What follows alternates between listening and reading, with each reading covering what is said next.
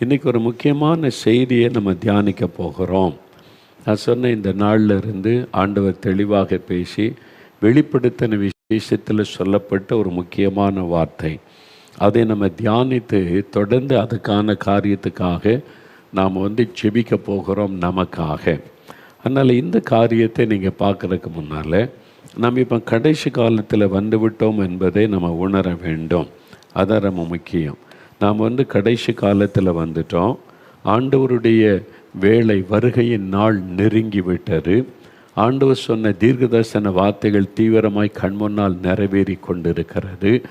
இந்த வருஷத்துலேருந்து ஒரு பெரிய எழுப்புதல் பரவி செல்வதை காண்பீங்க. இன்னும் இப்போ தான் ஆரம்பம். இதுக்கு பிறகு இன்னும் வேகம் எடுக்கும். ஒரு ஆவியானுடைய சுனாமி முழு உலகத்தையும் தாக்குதல் நடத்தும். அந்த ஆவியானுடைய வல்லமையில் திரள் கூட்ட மக்கள் ரட்சிக்கப்படுவாங்க. கர்த்தருக்கென்று சேனைகள் எழும்பும், ஜெபிப்பாங்க, சுவிசேஷம் அறிவிப்பாங்க, சாட்சி அனுப்பாங்க. ஒரு கூட்ட மக்கள் இரத்த சாட்சியாக மறிப்பாங்க. எதிர்ப்புகளை கண்டு பயப்பட மாட்டாங்க. ஆண்டவர் பலத்த அற்புத அடையாளங்களை செய்வார். தெருக்களில் அற்புதம் நடக்கும். அந்த தெருக்களில் வீதிகளில் இயேசுவின் நாமத்தில் அற்புதங்கள் நடக்கும். ஜனங்களெல்லாம் இயேசுவின் வல்லமை அறிந்து கொண்டு ஆண்டவரை மகிமைப்படுத்துவாங்க. அதெல்லாம் இனி தீவிரமாய் நடக்க போகிற விஷயங்கள். அதனால் இந்த நாட்களில் இப்போ கடைசி காலத்தில் 2 காரியம் நடக்கிறது. ஒன்று, வருகைக்குரிய அடையாளங்கள். அது பஞ்சங்கள், கொள்ளை நோய்கள், யுத்தங்கள், யுத்தத்தின் செய்திகள், பூமி அதிர்ச்சிகள், இயற்கை பேரழிவுகள், ஜனத்துக்கு விரோதமாக ஜனம், இதெல்லாம் ஆண்டவர் சொன்ன அடையாளம். மத்திய 24 அந்த அடையாளங்கள் இப்போ தீவிரமாய் நிறைவேறி கொண்டிருக்கிறது. ஒரு பக்கம் அதை பார்க்குறோம். பாருங்கள், மறுபடியும் கொரோனா கொள்ளை நோய் அது தாக்குது. சீனாவில், தாய்லாந்தில், ஹாங்காங்கில், சிங்கப்பூர்லேயும் 14,000 பேர் பாதிக்கப்பட்டிருக்காங்கன்னு இன்றைக்கி நியூஸில் சொல்கிறாங்க. ஆனால் இந்தியாவுக்குள்ளே வரல, பயப்பட தேவையில்லை. அது பவர் குறைந்த கொரோனான்னு சொல்கிறாங்க. என்ன இருந்தாலும் ஒரு கொள்ளை நோய். இயேசு சொன்ன மாதிரி இன்னும் புதுசாக கொள்ளை நோய்கள்லாம் வரக்கூடும். இனி பெரிய அளவில் பூமி அதிர்ச்சிகள் உண்டாகும். இனி வரப்போகிற பூமி, அது இயேசு சொன்னார், மகா பூமி அதிர்ச்சிகள். அதுதான் ரொம்ப கடைசி காலம் என்பது பெரிய அடையாளம். இந்த வருடத்திலே கூட நடக்கும். இந்தியாவில் கூட இது நடக்கலாம், எந்த தேசத்திலே நடக்கலாம். சொன்னவர் இயேசு. அதனால் மகா பூமி அதிர்ச்சி உண்டாக போகிறது. பெரிய அழிவுகளை உண்டாக போகிறது. அதனால் இதெல்லாம் இயேசு சொன்ன நிறைவேறித்தான் தீரும். அது நடக்கும். இந்திய பாகிஸ்தான் யுத்தம் வரும்னு யார் நினச்சி பார்த்தது? திடீர்னு வந்தது, ஆரம்பிச்சது, அது நடந்திருக்குல்ல. இது மாதிரி தான் நம்ம காரியங்கள் நடக்கும். வேகமாக இயேசு சொன்ன அடையாளங்கள் தீவிரமாயினார். அது ஒரு பக்கம், அது அடையாளம். இன்னொரு பக்கத்தில் கடைசி கால எழுப்புதல். அப்போ ஆண்டோடைய வருகைக்கு முன்னால் யோவேல் 2:28-29 சொல்லப்பட்டபடி மாம்சமான யாவர் மேல் என் ஆவியை ஊற்றுவேன். சிறு பிள்ளைகள் எழும்புவாங்க, வாலிபர்கள் எழும்புவாங்க, வயோதிபர்கள் எழும்புவாங்க, ஊழியக்காரர்கள், ஊழியக்காரிகள், அவங்க மேலே ஆவியானவர் ஊற்றப்படும். இது கடைசி காலத்தில் உண்டாகும். கடைசி கால அபிஷேகம், கடைசி கால எழுப்புதல். இது உலகத்தையே வருகைக்கு ஆயத்தப்படுத்துகிற ஒரு எழுப்புதல். அதுக்கு தான் ஆண்டவர் இந்த எழுப்புதலை கட்டளையிட்டு இத்தனை வருஷம் நம்ம ஜெபித்திருக்கிறோம். நாங்கள் 78 ஜெபித்து கொண்டு வருகிறோம். 45 வருஷமாக இந்த எழுப்புதலுக்காய் தினமும் ஜெபம் பண்ணுகிறோம். கடந்த 25 வருஷமாக உபவாசம் பண்ணி, இடைவிடாமல் உபவாசம் பண்ணி, இடைவிடாத ஜெபம்லாம் செய்து வருகிறோம். அதை இப்பொழுது கண்கூடாய் பார்க்கிற நேரத்துக்குள்ளே நம்ம வந்துட்டோம்.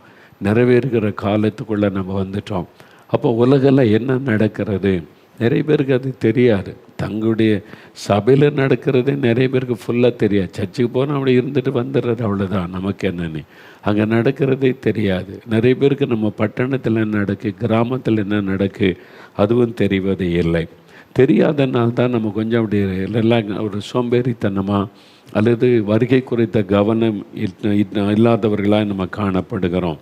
ஆனால் உலக அளவில் என்ன நடக்குது, எழுப்பதில் ஜெபிக்கிறீங்களா, என்னங்க நடக்குதுன்னா நீங்கள் அதை பார்க்கணும். அதுக்காக தான் இன்றைக்கு சில வீடியோக்கள் இதில் ட்ரூ லைட்டு, ஒரு கிறிஸ்டியன் ஒரு யூடியூப் சேனல் இருக்குது. இந்த ட்ரூ லைட் அப்படின்ற ஒரு யூடியூப் சேனல். அதில் கிறிஸ்தவ செய்திகள் வாரம் வரும். உலகம் முழுதும் நடக்கிறதெல்லாம் அவங்க சேகரித்து வெளியிடுவாங்க. அவங்ககிட்ட இருந்து தான் நம்ம வாங்கியிருக்கிறோம் அந்த வீடியோக்களை. அவங்ககிட்டருந்து வாங்கி அந்த வீடியோக்களெல்லாம் தொகுத்து அவங்க வாரம் வாரம் சொல்லிக்கிட்டே இருப்பாங்க. நீங்கள் முழுமையாக பார்க்கும்போது தான் தெரியும் உலக அளவில் என்ன நடக்குதுன்னு. அதனால் இன்றைக்கி பார்க்க போகிறீங்க. முதலாவது ஒரு காரியம் பார்க்க போகிறீங்க. மெல்பர்ன், ஆஸ்திரேலியா மெல்பர்னில் கூட்டமாக மக்கள் மனம் திரும்பி ஞானஸ்தானம் எடுத்திருக்கிறாங்க. அமெரிக்காவில் அலபாமான்ற இடத்துலையும் கலிஃபோர்னியாவிலலாம் ஒரே டைமில் 7,750 பேர் ஞானஸ்தானம் எடுத்திருக்காங்க. ஒரே நாளில் 7,750 பேர். ஒரு பெரிய அசைவு உலகமெல்லாம் போய் கொண்டு இருக்கிறார். இதெல்லாம் நிறைய பேருக்கு தெரிவது இல்லை. இதை அறியணும். அப்புறம் உலக அளவில் நடக்கிற எழுப்புதல், சீனாவில், அமெரிக்கா, உக்ரைனில் எப்படிலாம் ஜெபிக்கிறாங்க, தைவான் தேசத்தில், அரபு கண்ட்ரீஸில் என்ன நடக்கிறது, சுவிட்சர்லாந்தில் எழுப்புதல், மங்கோலியா ரிவைவல், உகாண்டா எழுப்புதல், லூசியானா யூத் ரிவைவல், யூரோப், அது மாதிரி நார்த் இந்தியா, நம்ம இந்தியாவுடைய வட பகுதியில் என்ன நடக்கிறது, பஞ்சாபில், இது மாதிரி பல காரியங்கள் உலகெல்லாம் நடக்கிற காரியம். நம்முடைய ஜெபிக்கிறோம், எழுப்புதல் என்ன நடக்குதுன்னு தெரியணும்ல. நம்முடைய ஜெபத்துக்கு பதில் கொடுக்கிறார். அதை முதல்ல வீடியோவில் பார்க்க போகிறீங்க. அதன் பிறகு 2வது பகுதி ஒரு முக்கியமான காரியங்களோடு சொன்ன பிறகு நம்ம வெளிப்படுத்தின விசேஷத்துலேருந்து முக்கியமான காரியத்தை தியானிக்க போகிறோம். முதல்ல உலக அளவில் நடக்கிற எழுப்புதல் காரியங்களை பார்த்து துதித்து அது இன்னும் பெருகணும்னு நம்ம ஜெபிக்க போகிறோம். பாருங்கள். ஆஸ்திரேலியாவில் உள்ள மெல்போர்ன் என்கிற இடத்தில் மாபெரும் எழுப்புதல் சம்பவம் நடந்திருக்கிறது. அங்கு 400க்கும் மேற்பட்ட ஜனங்கள் ஒன்றாக இணைந்து கடற்கரையில் ஞானஸ்தானம் எடுத்திருக்கின்றனர். ஆஸ்திரேலியாவிலும் தேவனுடைய கரம் அதிகமாக செயல்பட்டு வருகிறது என்பதை நமக்கு இந்த காணொளிகளும் தகவல்களும் தெளிவாக கூறுகிறது. கிட்டத்தட்ட 400க்கும் மேற்பட்டவர்கள் கிறிஸ்துவை ஏற்றுக்கொண்டு கடற்கரையில் ஒன்றாக கூடி ஆராதனை செய்து ஜெபம் செய்து இயேசு கிறிஸ்துவை அறிக்கை செய்து ஞானஸ்தானத்தை பெற்றிருக்கின்றனர். We now baptize you in the name of the Father, the Son, and the Holy Spirit. Let's go. Yes.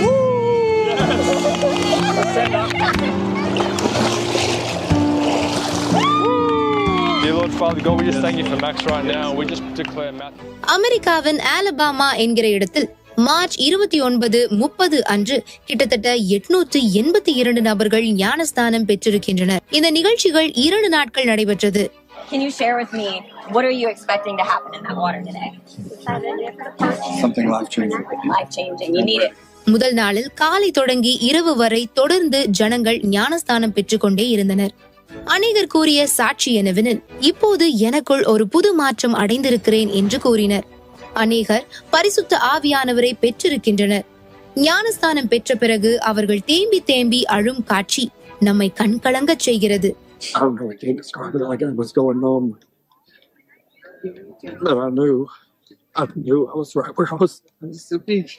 இரண்டாம் நாளிலே வேத வசனம் போதிக்கப்பட்டதில் ஆரம்பித்து God wants to bless people and God wants to use you to do it. தொடர்ந்து ஞானஸ்தானம் நடைபெற ஆரம்பித்தது. 2ஆம் நாளிலே மழை கடுமையாக இருந்தாலும் அநேகர் சந்தோஷத்துடன் ஞானஸ்தானத்தை பெற்று புதிய வாழ்க்கைக்குள் பிரவேசித்து புதிய மனிதனை தரித்துக் கொண்டார்கள். இந்த காணொளி பார்வையாளர்களாகிய நம்மை கண்கலங்க வைக்கிறது. பாப்டைஸ் கலிபோர்னியா அமெரிக்காவின் தெற்கு கலிபோர்னியா மாகாணத்தில் உள்ள ஹண்டிங்டன் கடற்கரையில் ஓஷன் சர்ச் மற்றும் போதகர் பாஸ்டர் மார்க் பிராங்கி அவர்களின் தலைமையில் 300 உள்ளூர் திருச்சபைகள் மற்றும் பல போதகர்கள் இணைந்து கடந்த மே மாதம் 3ஆம் தேதி பாப்டைஸ் கலிபோர்னியா என்ற சுவிசேஷ கூட்டத்தை நடத்தினர்.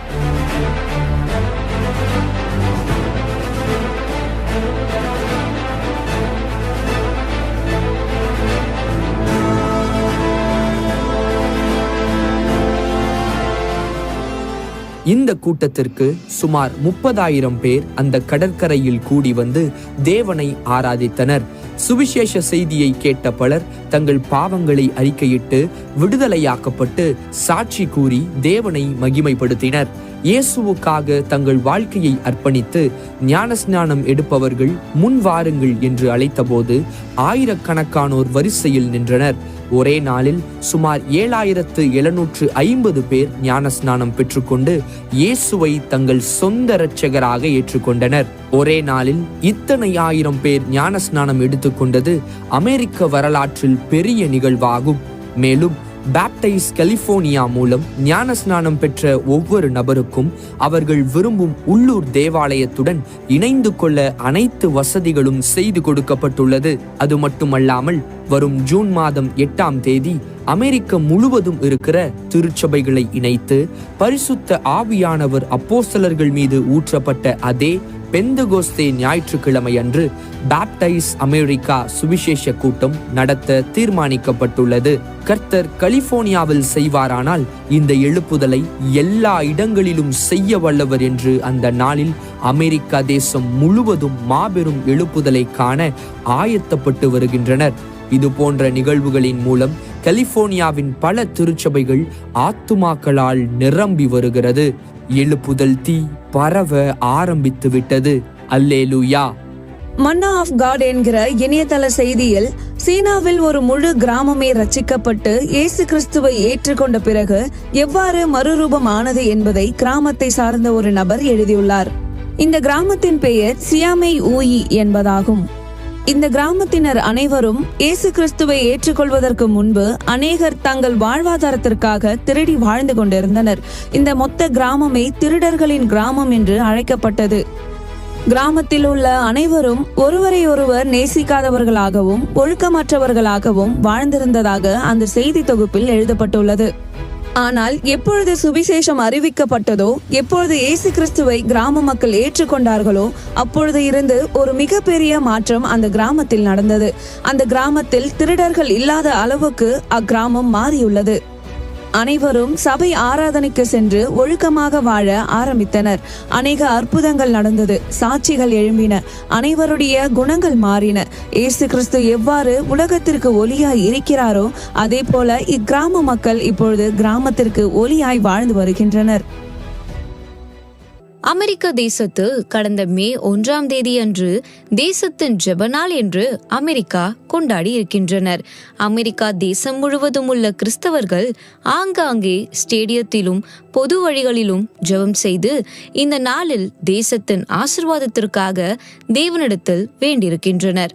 இதே போன்று கடந்த பிப்ரவரி மாதம் உக்ரைன் தேசம் தேசத்தின் ஜெபநாள் என்று பிப்ரவரி மாதத்தில் கொண்டாடியுள்ளது. உக்ரைன் தேசத்தில் உள்ள ஜனங்கள் அனைவரும் ஒன்று சேர்ந்து உக்ரைன் தேசத்தின் ஆசீர்வாதத்திற்காக தேவனிடத்தில் மன்றாடி ஜெபித்திருக்கின்றனர். இதை குறித்து சிபிஎன் நியூஸுக்கு national day of prayer task force என்கிற அமைப்பினர் சார்ந்த Ketti பிரான்சல் என்கிறவர் பேட்டியளித்தார். Right. I just know that the Lord blesses obedience, and that when we honor God, when we exalt the Lord, then He will exalt us. And so just that obedience, that honor, that respect to say that, blessed is the nation whose God is the Lord.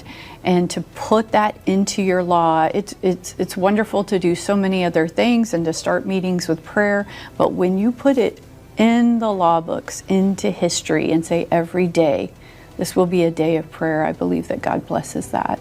நமது ஜெபம் தேவனுடைய இருதயத்தை அசைக்கும். நாம் வாழும் தேசத்திற்காக நாம் பாரத்துடன் ஜெபிக்கும் போது கர்த்தர் அத்தேசங்களில் கிரியை செய்கிறார். ஜனங்களுக்குள் ஒரு ஆவிக்குரிய மறுமலர்ச்சி நடைபெறும். அமெரிக்காவில் மிகப்பெரிய ஆவிக்குரிய மாற்றங்கள் நடந்து கொண்டிருக்கிறது என்பதில் எந்த விதமான சந்தேகமும் நமக்கில்லை. இந்த ஏப்ரல் மாதத்தில் பெய்லர் யூனிவர்சிட்டி என்கிற பல்கலைக்கழகத்தில் ஆயிரக்கணக்கான மாணவர்கள் 72 மணி நேரம் ஜெபம் செய்து ஜெப மேகத்தை அமெரிக்கா தேசமெங்கும் பரவ செய்திருக்கின்றனர். இக்கூடுகை கேம்பஸ் ஆஃப் வேகோ என்கிற இடத்தில் டெக்சாஸில் நடைபெற்றது. இதே போன்று 2019ஆம் ஆண்டு நடந்தது என்பது குறிப்பிடத்தக்கது. பெய்லர் யூனிவர்சிட்டியை சார்ந்த சார்லஸ் ரம்சே என்பவர் கூறும்பொழுது, ஜெப வல்லமை உள்ளது, இது நடந்ததற்கு எங்களுடைய ஜெபமே காரணம் என்று கூறியிருக்கிறார். ஆயிரக்கணக்கான மாணவர்கள் கேம்பஸ் ஆஃப் வெகோஸில் ஒன்று சேர்ந்து ஜெபம் செய்து ஆராதனை செய்து தேவனை மகிமைப்படுத்தி இருக்கின்றனர். மற்றும் ஜெனி ஆலன் என்கிற சுவிசேஷகர் மூலமாகவும் அநேக பல்கலைக்கழகங்களில் அமெரிக்காவில் எழுப்புதல் கூடுகைகள் நடந்து கொண்டிருக்கிறது என்பது குறிப்பிடத்தக்கது. அமெரிக்க தேசத்தின் எழுப்புதலுக்காக விசுவாசியுங்கள். ஒன்று கூடி ஜெபித்ததன் விளைவால் அமெரிக்க தேசத்தில் பெரும் எழுப்புதல் சம்பவங்களும் மற்றும் பல்கலைக்கழக மாணவர்கள் மத்தியில் பெரும் எழுப்புதல் அலை வீச துவங்கியுள்ளது. We will touch the fire of revival. Somebody say Amen! Taiwan கடந்த ஆண்டில் அதிகமான எழுப்புதல் சம்பவங்கள் பரவிய ஒரு நாடாகும். 2024 மிகப்பெரிய ஆவிக்குரிய எழுப்புதல் தைவான் தேசமெங்கும் பரவி அநேக மக்கள் ஒன்று கூடி 1000க்கும் மேற்பட்ட ஜெபக்குழுக்கள் பெருகி இரவும் பகலுமாய் தங்கள் தேசத்திற்காக ஜெபித்து வருகின்றனர். அது மட்டுமின்றி அச்சமயத்தில் சைனாவுக்கும் தைவானுக்கும் நடந்த யுத்த நடவடிக்கையால் ஒரு பதட்டமான சூழ்நிலை நிலவி வந்தது. அதன் விளைவாக மக்கள் அனைவரும் தங்கள் பாதுகாப்பிற்காக தேவனை நோக்கி ஜெபிக்க ஆரம்பித்தனர். இன்று வரை அந்த ஜெபதூபம் அணையாமல் எரிந்து வருகிறது. கடந்த ஜனவரி 28 அன்று ரிவைவல் கான்ஃபரன்ஸ் 2025 என்கிற மாபெரும் நிகழ்ச்சி ஜீசஸ் இஸ் தி லார்ட் சபையில் வைத்து நடைபெற்றது. இங்கு அநேக தைவான் மக்கள் ஒன்று கூடி தேசத்தின் எழுப்புதலுக்காக ஜெபித்தனர்.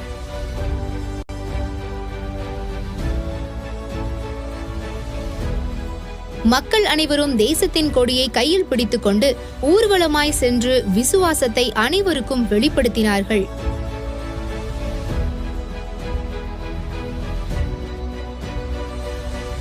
இந்நிகழ்ச்சியில் ஆராதனை மட்டுமின்றி அவர்கள் கலாச்சாரத்தில் ஆடல் பாடல் பாடி இசைக்கருவிகளுடன் தேவனை மகிமைப்படுத்தி இருக்கின்றனர்.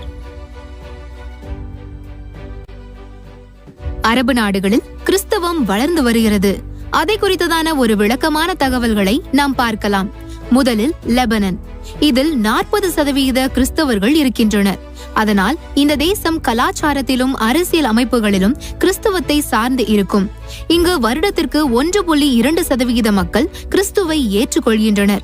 இரண்டாவதாக எகிப்து. இங்கு 10-15% வரை கிறிஸ்தவர்கள் இருக்கின்றனர்.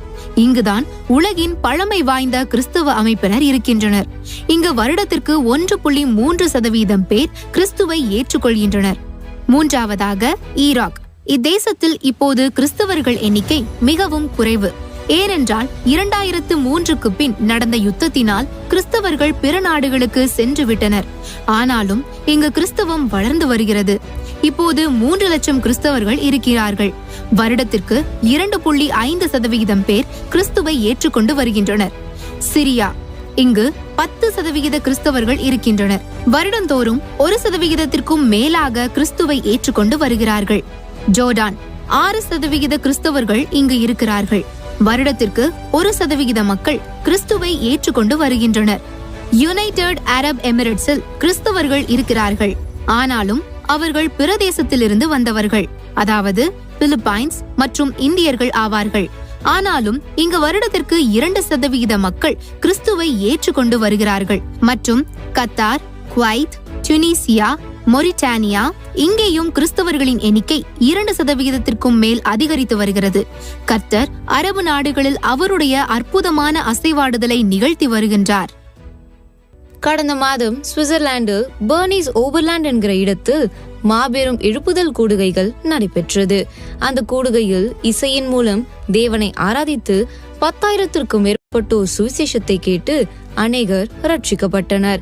இதை பற்றி president of the evangelical alliance யூஎலி வில்லன் என்கிற போதகர் கூறும்போது, அநேக ஜனங்கள் ஒன்று திரண்டு வந்தனர். மிகப்பெரிய அறுவடை நடந்திருக்கிறது என்பதை இது காட்டுகிறது. எங்களுக்கு மிகவும் மகிழ்ச்சியாக இருக்கிறது.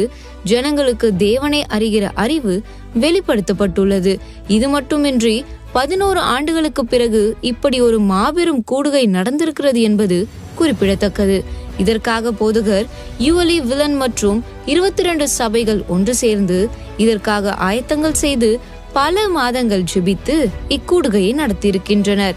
கேப்ரியல் ஹாஸ்லர் என்கிற போதகர் தேவ செய்தி அளித்த போது இதில் அநேகர் மனம் திரும்புதல் என்பதை அறிந்து சிலுவையை நோக்கி திரும்ப ஆரம்பித்தனர். இதேபோல் ஐரோப்பிய நாடுகளில் எழுப்புதல் சம்பவங்கள் மற்றும் சுவிசேஷ அறிவிப்பு பணிகள் தீவிரமாக நடைபெற நாம் ஜெபிப்போம். மங்கோலியா தேசம் ரஷ்யாவுக்கும் சைனாவுக்கும் மத்தியில் உள்ள தேசமாகும். மங்கோலியா தேசத்தின் நிலப்பரப்பு மிகவும் விசாலமானது. ஆனால் இங்கு இருக்கும் ஜனங்களின் எண்ணிக்கை வெறும் 3.3 மில்லியன் மட்டுமே. அதாவது புத்திசம் மற்றும் ஷாமனிசம், அதாவது மந்திர பில்லி சூனியம் செய்பவர்கள் அதிகம் வாழ்கிறார்கள். 1990ஆம் ஆண்டு மங்கோலியாவில் கம்யூனிஸ்டின் மிகப்பெரிய சரிவுக்கு பிறகு மங்கோலியாவில் கிறிஸ்துவம் வளர தொடங்கியது.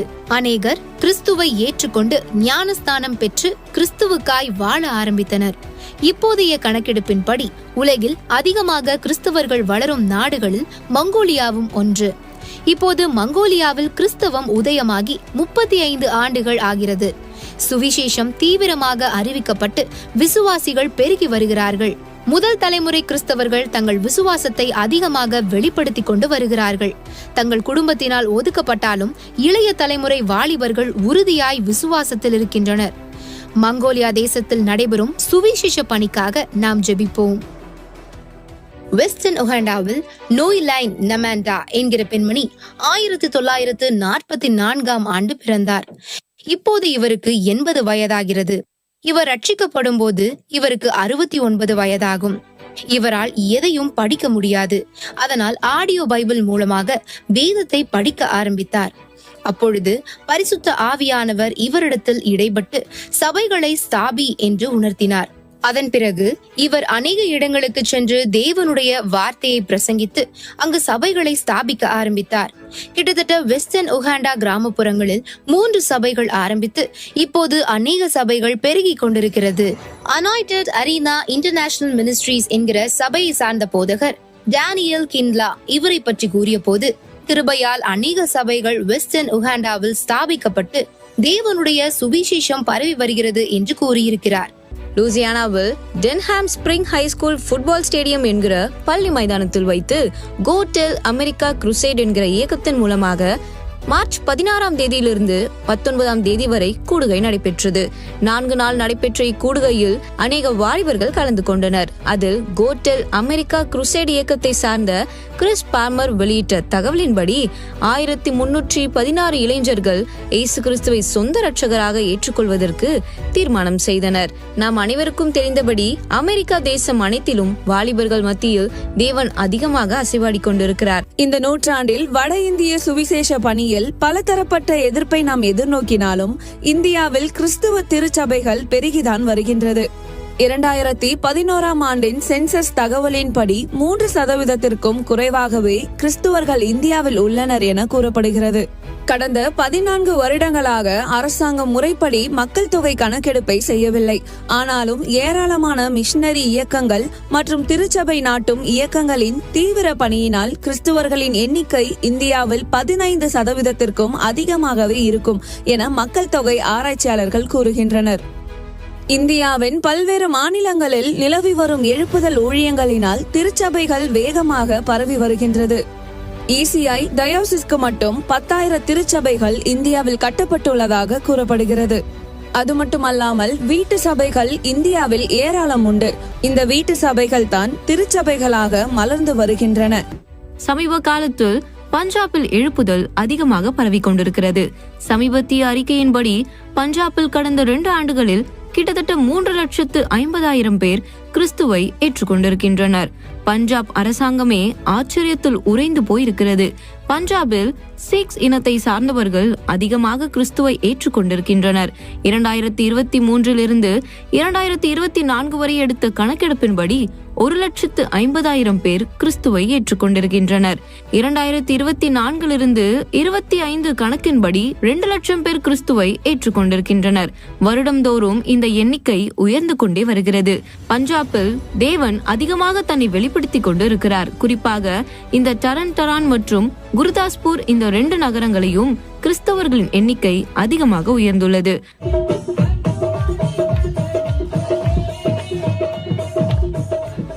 2025ஆம் ஆண்டின் கணக்கின்படி ஐரோப்பியாவில் வேதாகம விற்பனை கிட்டத்தட்ட 87% அதிகமாகியுள்ளது. ஆராய்ச்சியாளர்கள் மற்றும் புத்தக வெளியீட்டாளர்கள் கூறுவது, இன்றைய கால இளைஞர்கள் அதிகமாக ஆவிக்குரிய வளர்ச்சியில் நாட்டம் காட்டி வருகின்றனர்.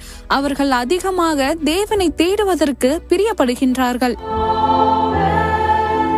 2025ஆம் ஆண்டில் வேதாகம விற்பனை அதிகமாய் இருக்கிறது.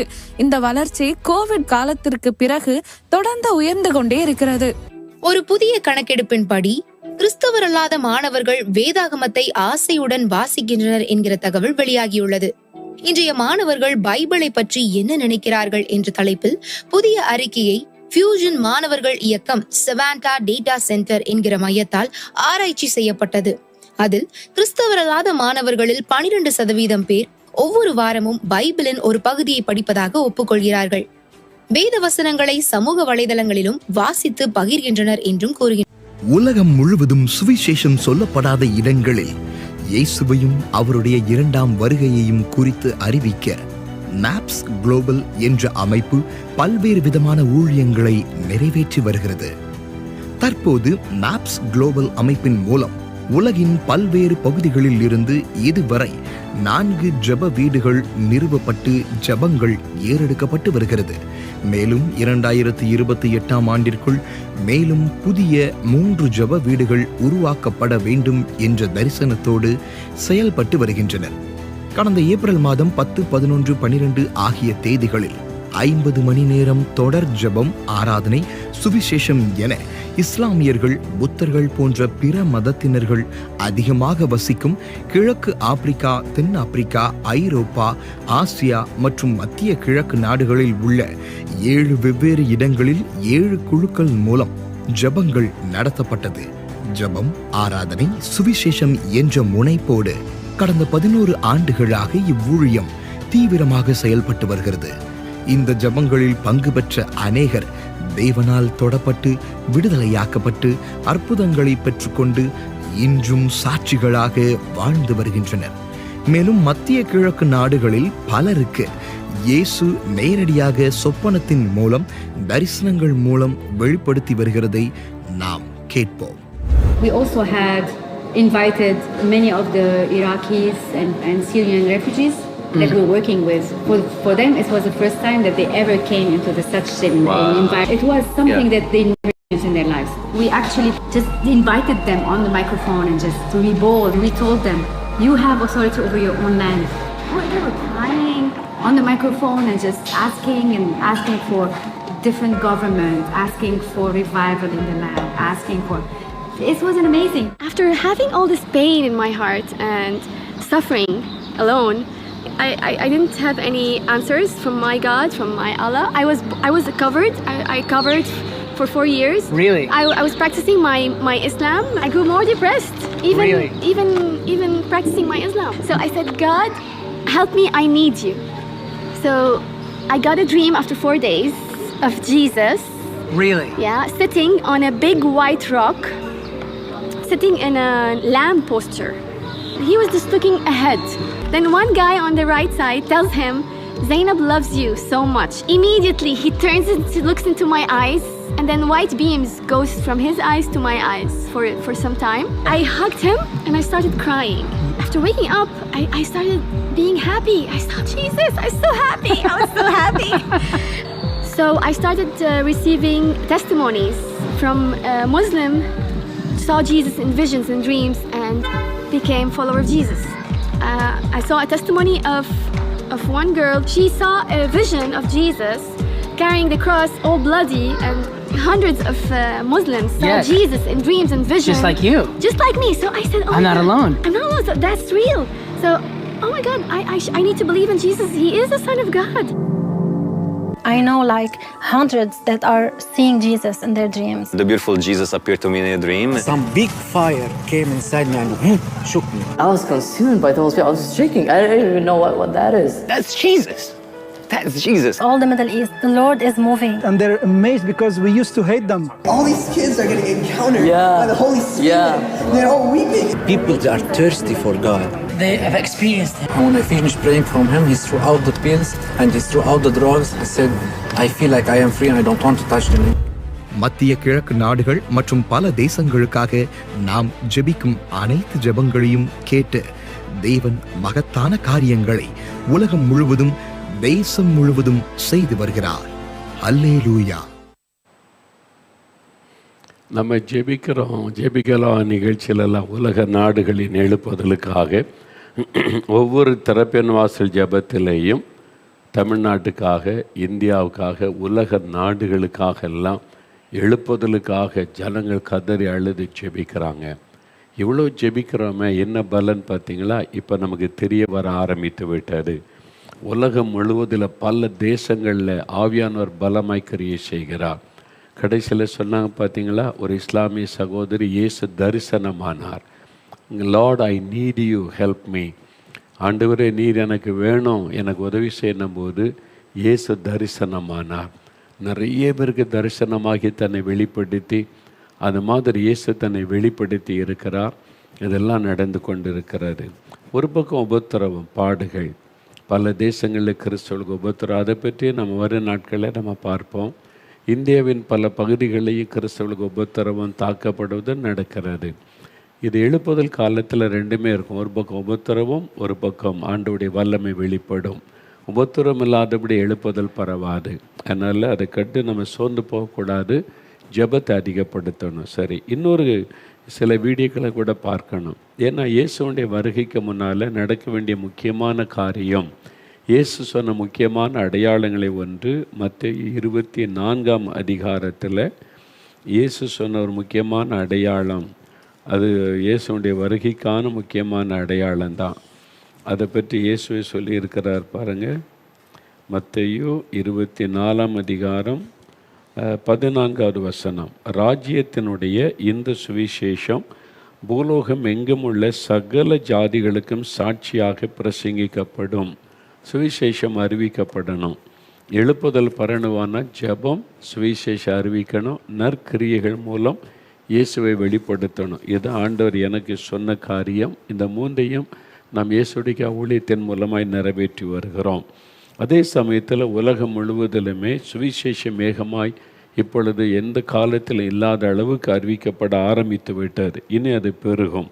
அதை பற்றின ஒரு வீடியோவை நீங்கள் பார்க்க போகிறீங்க. என்ன நம்ம ஜெபிக்கிறோம், என்ன நடக்கிறது, அதை பார்க்கும்போது தான் நம்முடைய விசுவாசனை பலனடை இன்னும் தீவிரமாய் ஜெபிக்க தூண்டும். நாமும் அந்த மாதிரி செயல்படுவதற்கு நம்ம அர்ப்பணித்து கொள்ளணும். அதில் நீங்கள் பாருங்கள், சுவிசேஷம் அறிவிக்கப்படுகிற விதம் உலக நாடுகளில் கர்த்தர் செய்கிறதை வீடியோவில் பாருங்கள்.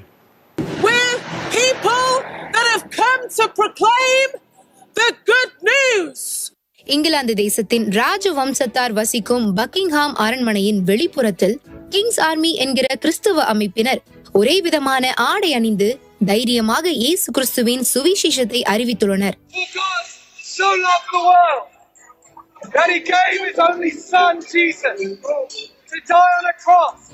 இவர்கள் அணிவகுத்து சென்று இயேசுவே ராஜா, கர்த்தாதி கர்த்தர் என முழக்கமிட்டு அப்பகுதியில் கூடியிருந்த மக்களுக்கு வேத வசனங்களை சத்தமாக வாசித்து சுவிசேஷத்தை அறிவித்தனர்.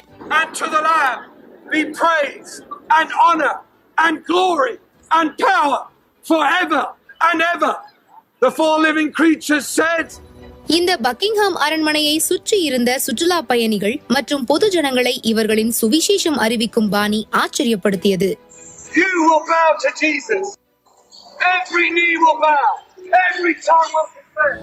இந்த கடைசி காலங்களில் வித்தியாசமான முறையில் கலைநயத்தோடு சுவிசேஷத்தை அறிவிக்கும் இப்பேற்பட்ட குழுக்களுக்காக ஆண்டவரை துதியுங்கள். புளோரிடாவில் உள்ள மியாமி என்கிற நகரம் 60 லட்ச ஜனத்தொகையை கொண்ட ஒரு அழகிய நகரமாகும்.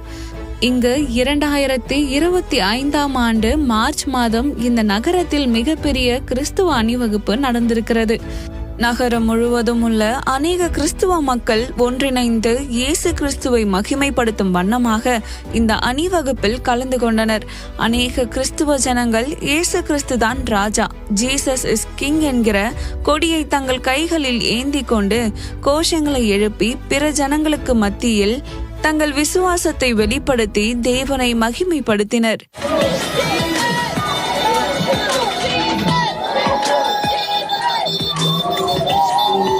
யுனைடெட் ரிவைவல் என்கிற இயக்கத்திலிருந்து இந்த பேரணி ஒழுங்கு செய்யப்பட்டு நேர்த்தியாய் நடைபெற்றிருக்கிறது.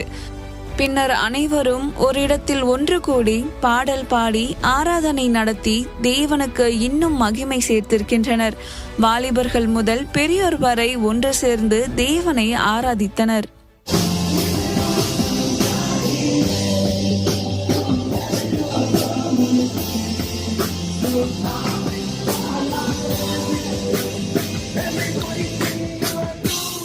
இலங்கை தேசத்தின் நுவேரா எலியா மலை பிரதேசத்தில் மாபெரும் சுவிசேஷ பெருவிழா இந்த மாத துவக்கத்தில் நடைபெற்றது. 3 நாட்கள் நடைபெற்ற இந்த சுவிசேஷ பெருவிழாவை Jesus loves evangelical international ministry இயக்கத்தினர் நடத்தினர். இவ்விழாவில் ஏராளமான மக்கள் தங்கள் வியாதியிலிருந்தும் பிசாசு பிடியிலிருந்தும் அற்புத விடுதலையை பெற்றனர். இந்த மலை பிரதேசத்தில் பெருவெள்ளமாக கூடியிருந்த பிற மத நம்பிக்கையுடையோர் இயேசு கிறிஸ்துவை தங்கள் சொந்த இரட்சகராக ஏற்றுக்கொண்டு தங்கள் வாழ்வை தேவனுக்கு அர்ப்பணித்தனர். இந்த அதிசய சம்பவத்தினால் பரலோகமே நிச்சயம் மகிழ்ந்திருக்கும். இலங்கையின் 70% மக்கள் புத்த மதத்தை வழிபடுபவர்கள். மேலும் இலங்கையில் சில ஆண்டுகளுக்கு முன்பாக ஈஸ்டர் தினத்தன்று மாபெரும் மனித வெடிகுண்டு விபத்து நடந்தது.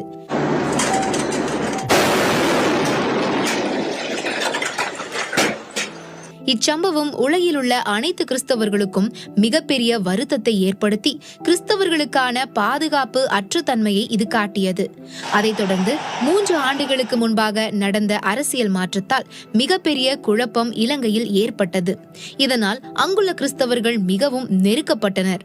சமீபத்திய தகவல்களின்படி இலங்கை தேசத்தில் அநேகர் கிறிஸ்துவை ஏற்றுக்கொண்டு வருகின்றனர். பேக் டு தி பைபிள் என்கிற அமைப்பின் தலைவரான மயூகா பெரீரா அவர் நிகழ்ச்சி ஒன்றில் பேட்டி அளித்த போது,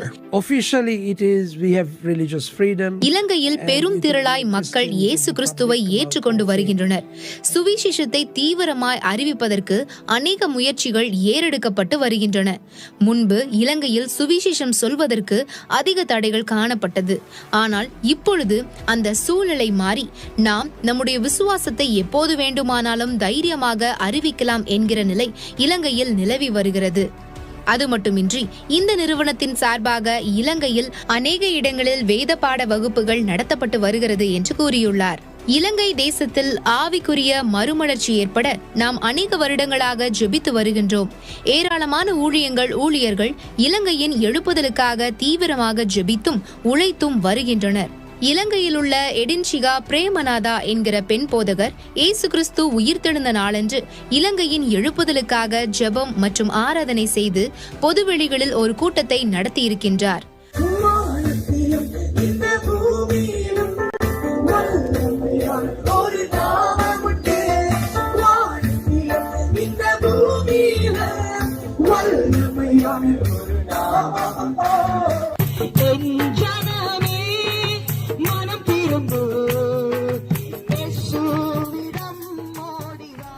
இலங்கை தேசத்தின் ஆவிக்குரிய மறுமலர்ச்சிக்காக நாம் தொடர்ந்து ஜெபிப்போம். வட மாநிலத்தைச் சேர்ந்த வாலிபர் ஒருவர் தைரியமாய் சந்தை வெளிகளில் நின்று இயேசு கிறிஸ்துவை குறித்த சுவிசேஷத்தை பிறருக்கு கூறிக்கொண்டிருக்கிறார். வட மாநிலத்தில் கிறிஸ்தவர்களுக்கு உபத்திரவம் மிகுதியாக உள்ளதை நாம் அறிந்திருக்கிறோம். இருப்பினும் கிறிஸ்துவுக்காய் வைராக்கியமாய் எழும்பும் வாலிபர்கள் எழும்பு கொண்டே இருக்கின்றனர் என்பது ஆச்சரியமான விஷயமாகும்.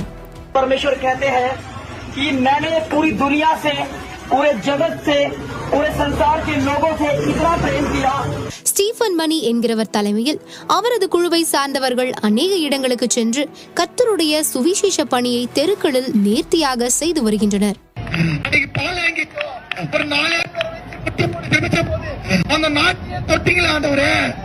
சுவிசேஷத்தை குறித்து நான் வெட்கப்படேன் என்கிற பவுலின் வார்த்தையின்படி இவர்கள் தெருவோரங்களிலும் சாலைகளிலும் தைரியமாக நின்று தேவனுடைய சுவிசேஷத்தை அனைவரும் காணும் வண்ணமாக அறிவித்து வருகின்றனர்.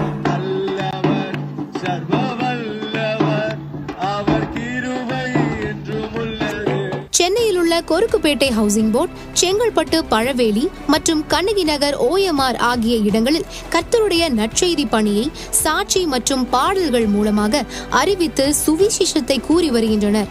அது மட்டுமின்றி அநேகர் சாட்சிகளை பகிர்ந்து போதை பழக்கத்தில் இருக்கும் வாலிபர்களை அதிலிருந்து வெளியே கொண்டு வருவதற்கு அவர்களை ஊக்கப்படுத்துகின்றனர். இவ்வாறு சுவிசேஷத்தை தெரு பிரசங்கம் மூலம் அறிவிக்கும் குழுக்கள் பெருகி வருகின்றன. சர்வன்ட் ஆஃப் கிரைஸ்ட் என்கிற யூடியூப் வலைத்தளத்தில் சுவிசேஷத்தை பாடல் வடிவில் ஆடிப்பாடி ஜனங்களுக்கு நற்செய்தி அறிவிக்கும் ஒரு போதகரின் காணொளியை பார்க்கலாம்.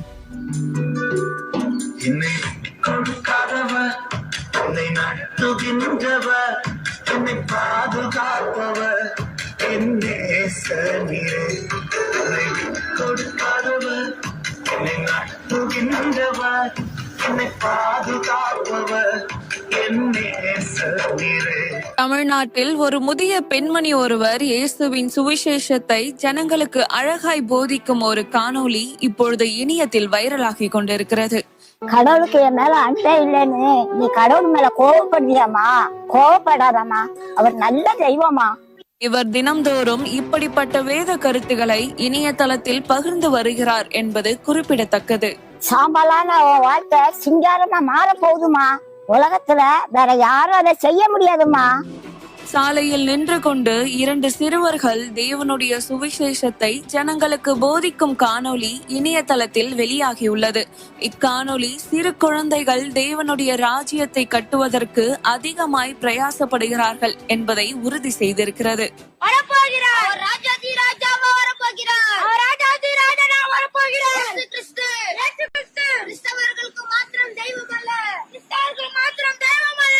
பாலகர் வாயினால் பலன் உண்டு பண்ணினீர் என்கிற வேத வார்த்தையின்படி சிறுவர்களும் கர்த்தருக்கு தைரியமாக ஊழியம் செய்ய ஆரம்பித்து விட்டனர். தேவனுக்கே மகிமை உண்டாவதாக. A global revival movement.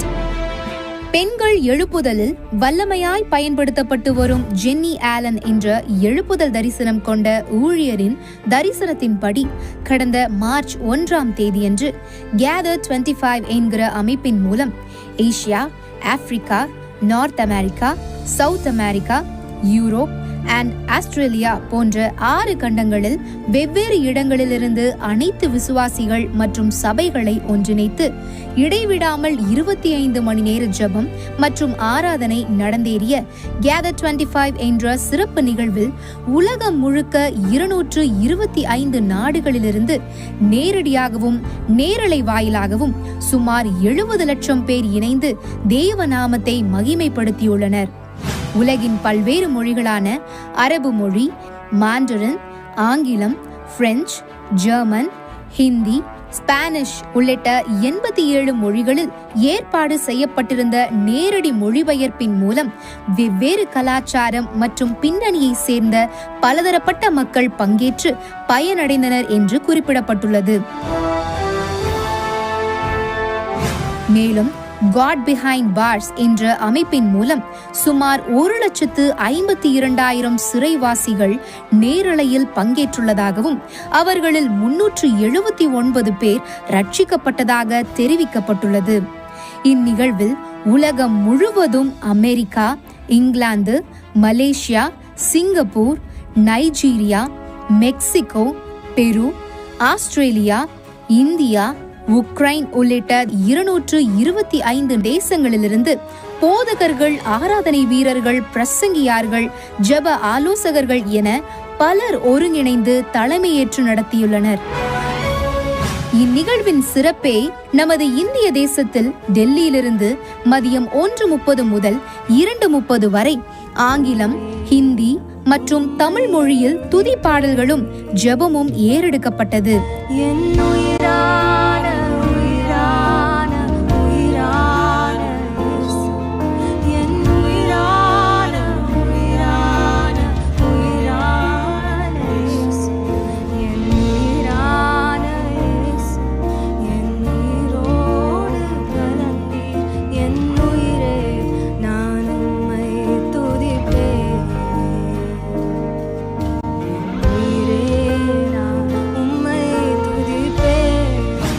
சகோதரர் ஸ்ரீனிவாசன் என்பவரது சாட்சி உலகம் முழுக்க ஒளிபரப்பு செய்யப்பட்டு பகிரப்பட்டது.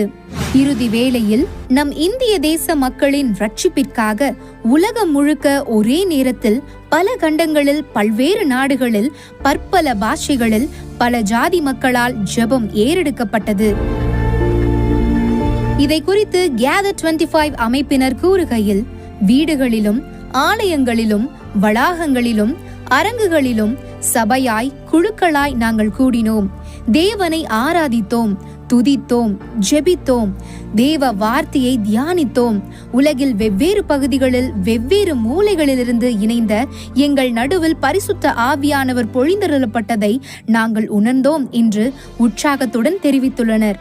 இந்நிகழ்வு மற்றும் இந்த அமைப்பின் தலையாய நோக்கம் என்னவெனில், உலகம் முழுவதும் வாழும் 250 கோடி கிறிஸ்துவ விசுவாசிகளை துரிதப்படுத்தி அவர்களை கொண்டு இன்றும் கிறிஸ்துவை அறியாத 550 கோடி மக்களுக்கு கிறிஸ்துவின் சுவிசேஷத்தை அறிவிப்பதுதான் என்று Gather 25 அமைப்பு கூறியுள்ளது. இந்நிகழ்வின் வெற்றியை தொடர்ந்து நிகழ்ச்சியின் இறுதியில் எவ்ரிபடி எவ்ரிவேர் என்ற திட்டம் அறிமுகப்படுத்தப்பட்டது. தினமும் 5 பேருக்காக ஜெபிப்பது, சுவிசேஷம் அறிவிப்பது, தங்களால் இயன்ற உதவிகளை ஊழியர்களுக்கும் சபைகள் கட்டி எழுப்பப்படுவதற்கும் கொடுத்து உதவுவது என்பதே இதன் குறிக்கோள் என்று தெரிவிக்கப்பட்டுள்ளது. நாம் ஒன்றிணைந்தால், நாம் கூடி பிரயாசப்பட்டால் இப்பிரபஞ்சம் முழுதும் வெகு விரைவில் இயேசுவை பற்றி அறிந்து கொள்வதை யாராலும் எதாலும் தடுக்க இயலாது. இயேசுவின் வருகை மிக சமீபம். கிறிஸ்துவின் சுவிசேஷத்தை அழிவுக்கு நேராக ஆறுதலற்ற சூழலில் தவித்துக் கொண்டிருக்கும் ஜனங்களிடத்தில் அறிவிக்க நாம் துரிதப்படுவோம், தீவிரிப்போம். ஆமேன். உலகம் முழுவதும் ஆண்டவர் என்ன செய்து கொண்டிருக்கிறார்னு பார்த்தீங்கல்ல, உலகம் முழுவதிலும் ஆவியானவருடைய கிரியை பலமாய் வெளிப்பட ஆரம்பித்து விட்டது. அவர் சர்வலோகத்தின் ஆண்டவர், சர்வலோகத்தின் நியாயாதிபதியாய் வெளிப்பட போகிறார். அதற்கு முன்பாக சகல ஜாதி மக்களுக்கு சுவிசேஷம் தீவிரமாய் பிரசங்கிக்கப்பட்டே ஆக வேண்டும். ஒருவரும் அதை தடுக்க முடியாது. சட்டம் போட்டும் தடுக்க முடியாது, திட்டம் போட்டும் தடுக்க முடியாது. இயேசு சொன்ன வார்த்தை கட்டாயம் தீவிரமாய் நிறைவேறியே தீரும். அதைத்தான் நம்ம இப்பொழுது பார்த்தோம். ஒரு பக்கம் ஜெபிக்கிற மக்கள் எழும்பிட்டாங்க, இன்னொரு பக்கம் சுவிசேஷத்தை அறிவிக்கிற மக்கள் எழும்பியிருக்கிறாங்க. இதுதான் எழுப்புதலுக்கான முக்கியமான காரியங்கள். அப்போ நம்ம ஜெபிப்பது விருதாவாக அல்ல. நாம் ஜெபிக்கிற ஒவ்வொரு ஜெபத்துக்கும் தேவன் பதில் கொடுத்து கொண்டிருக்கிறதை பார்க்குறீங்கள. அப்போ இன்னும் தீவிரமாக நம்ம ஜெபிக்கணும். இந்த எழுப்புதல் அக்கினி வேகமாக பரவணும். இன்னும் பலமாய் ஆவியானவர் ஊற்றப்பட்டு இன்னும் பலமான அற்புத அடையாளங்கள் நடக்கணும். இயேசுவை ஆண்டவர் என்று சகல ஜனங்களை அறிந்து ரட்சிக்கப்படணும். இதற்காக தீவிரமாக ஜெபிக்கணும். குடும்ப ஜெபம், தனி ஜெபத்தில் இன்னும் தீவிரமாக ஜெபிங்க. பாஸ்டர்மார்கள், போதகர்கள் ஞாயிற்றுக்கிழமை ஆராதனையில் ஒரு 15 நிமிஷமாவது ஜெபம் பண்ணுங்க. உங்கள் தேசம், உங்கள் கிராமம், உங்கள் பட்டணம் எழுப்புதல் அடைய அது மாதிரி கருத்தாக ஜெபம் பண்ணுங்க. பெரிய எழுப்புதலை காண்போம். சரி, இப்போ ஆண்டவருடைய வருகை சமீபம் என்பதற்கு இதெல்லாம் ஒரு பெரிய அடையாளம். இயேசு சொன்ன அடையாளங்கள் தீவிரமாய் நிறைவேறி கொண்டு வருகிறதே நம்ம பார்க்க முடிகிறது. சரி, இந்த சமயத்தில் வெளிப்படுத்தின விசேஷம், வேத புஸ்தகத்தின் கடைசி புஸ்தகம் வெளிப்படுத்தின விசேஷம், ரெவலேஷன். இது எதை குறிக்க சொல்லுகிறது? கடைசி காலத்தின் சம்பவங்களை ஆண்டவர் தெளிவாக வெளிப்படுத்தி யோவானை கொண்டு எழுதி தந்திருக்கிறார். ஆண்டவருடைய வருகையின் காலம் எப்படி இருக்கும், அவருடைய வருகை எப்படி இருக்கும், வருகைக்கு பிறகு என்ன நடக்கும், இந்த உலகத்தின் அடுத்த பரிமாணம் என்ன, எல்லாம் வெளிப்படுத்தின விசேஷத்தில் தெளிவாய் ஆவியானவர் எழுதி கொடுத்திருக்கிறதே நம்ம பார்க்கிறோம். இந்த நாட்களில் வெளிப்படுத்தின விசேஷத்தில் அந்த 7ஆம் அதிகாரத்தின் சம்பவங்கள், என்ன 13ஆம் அதிகாரத்தின் சம்பவங்கள் எல்லாம் நம்முடைய கண்களுக்கு முன்பாய் நடக்க ஆரம்பித்து விட்டதை நம்ம பார்க்க முடிகிறது. அதனால் வெளிப்படுத்தின விசேஷத்தை வாசிங்க. ஒன்றுமே புரியலை அப்படின்னு சொன்னீங்கன்னா திரும்ப வாசிங்க. நீங்கள் மறுபடியும் வாசிக்கும் போது பல காரியத்தை விளங்கி கொள்ள முடியும். அதை விளக்கி சொல்லுகிற சில தேவ மனிதர்கள் இருக்கிறாங்க. பிரதர் வின்சென்ட் செல்வகுமார் அவர்கள், அவங்க ஒரு பக்கம் அதை பற்றி விளக்கங்கள் சொல்கிறாங்க. பிரதர் எம்டி ஜெகன் அவங்க ரொம்ப அருமையாக இப்போ நடக்கிற நிகழ்ச்சி பைபிளில் வெளிப்படுத்தின விஷயத்தில் எங்கே வருது அதை திரும்ப தெளிவாக வெளிப்படுத்தி காண்பித்து கொண்டிருக்கிறாங்க. அவங்களுடைய நேற்று வரை என்கிற அந்த யூடியூப் சேனலை பாருங்கள். அப்போ இந்த வெளிப்படுத்தின விசேஷமும் இப்போ நடக்கிற நிகழ்வுகளையும் ரொம்ப அழகாக வெளிப்படுத்தி சொல்லிக்கொண்டே இருக்கிறாங்க. இதெல்லாம் சபைக்கு தேவன் கொடுக்கிற முக்கிய செய்தி. ஹெவன்லி லேடர் மினிஸ்ட்ரிஸ் அதை டவுன்லோட் பண்ணி வைத்து கொள்ளுங்கள். அதில் நீங்கள் பாருங்கள், 2ஆம் வருகைக்கான சம்பவங்கள், உலகத்தில் இப்போ நடக்கிற சம்பவம் பைபிளில் எங்கே இருக்குது எல்லாமே விலைக்கு சொல்கிறாங்க. நீங்கள் இந்த காலத்தில் இதை தெளிவாக அறிந்து கொள்ளணும். எல்லா தெய்வ பிள்ளைகளும் வருகை குறித்து தான் இப்போ தீவிரமாக சிந்திக்கணும். வெளிப்படுத்தின விசேஷம், தானியேலின் புஸ்தகம், இந்த 2ஆம் வருகை பற்றி சொல்லப்பட்ட காரியங்களில் தீவிரம் காட்ட வேண்டும்.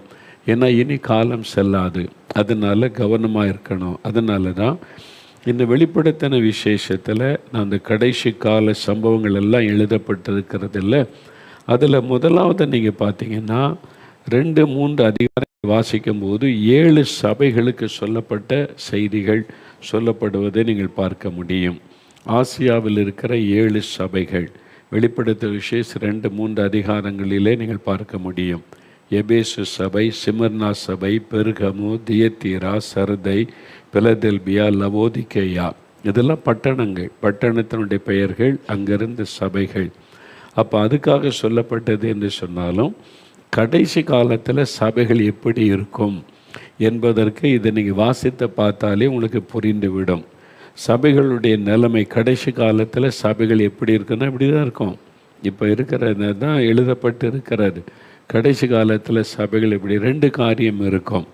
அதில் ஒன்று நிறைவான காரியம், இன்னொன்று குறைவான காரியம். முதல்ல ஆண்டவர் நிறைவானதெல்லாம் சொல்லி பாராட்டி கொண்டே வருவார். 2வது என்னாலும் உன்னிடத்தில் ஒரு குறை உண்டு அப்படின்னு ஆண்டவர் சொல்ல ஆரம்பித்து குறைகளை சுட்டி காண்பித்து சரிப்படுத்துவதற்கான காரியத்தை சொல்லுவார். அதனால் தனிப்பட்ட கிறிஸ்தவ வாழ்க்கையானாலும், ஊழியர்களானாலும், விசுவாசிகளானாலும், சபை நடத்துகிற தேவ ஊழியக்காரர்கள், பாஸ்டர்கள், மேய்ப்பர்களானாலும் இந்த 2 காரியத்தை உணர்ந்து நல்ல ஆவிக்குரிய அனுபவம் உண்டு கர்த்தரை துதிங்க. சரிப்படுத்த வேண்டிய காரியத்திற்கு ஓப்பன் ஹார்ட்டாக சரிப்படுத்த ஒப்பு கொடுத்து ஜெபிக்கணும். நம்ம சபைக்குள்ளே எந்தெந்த குறைபாடு இருக்குது அதுக்காக ஜெபிக்கணும்னு ஒப்பு கொடுத்து ஜெபிக்கணும்.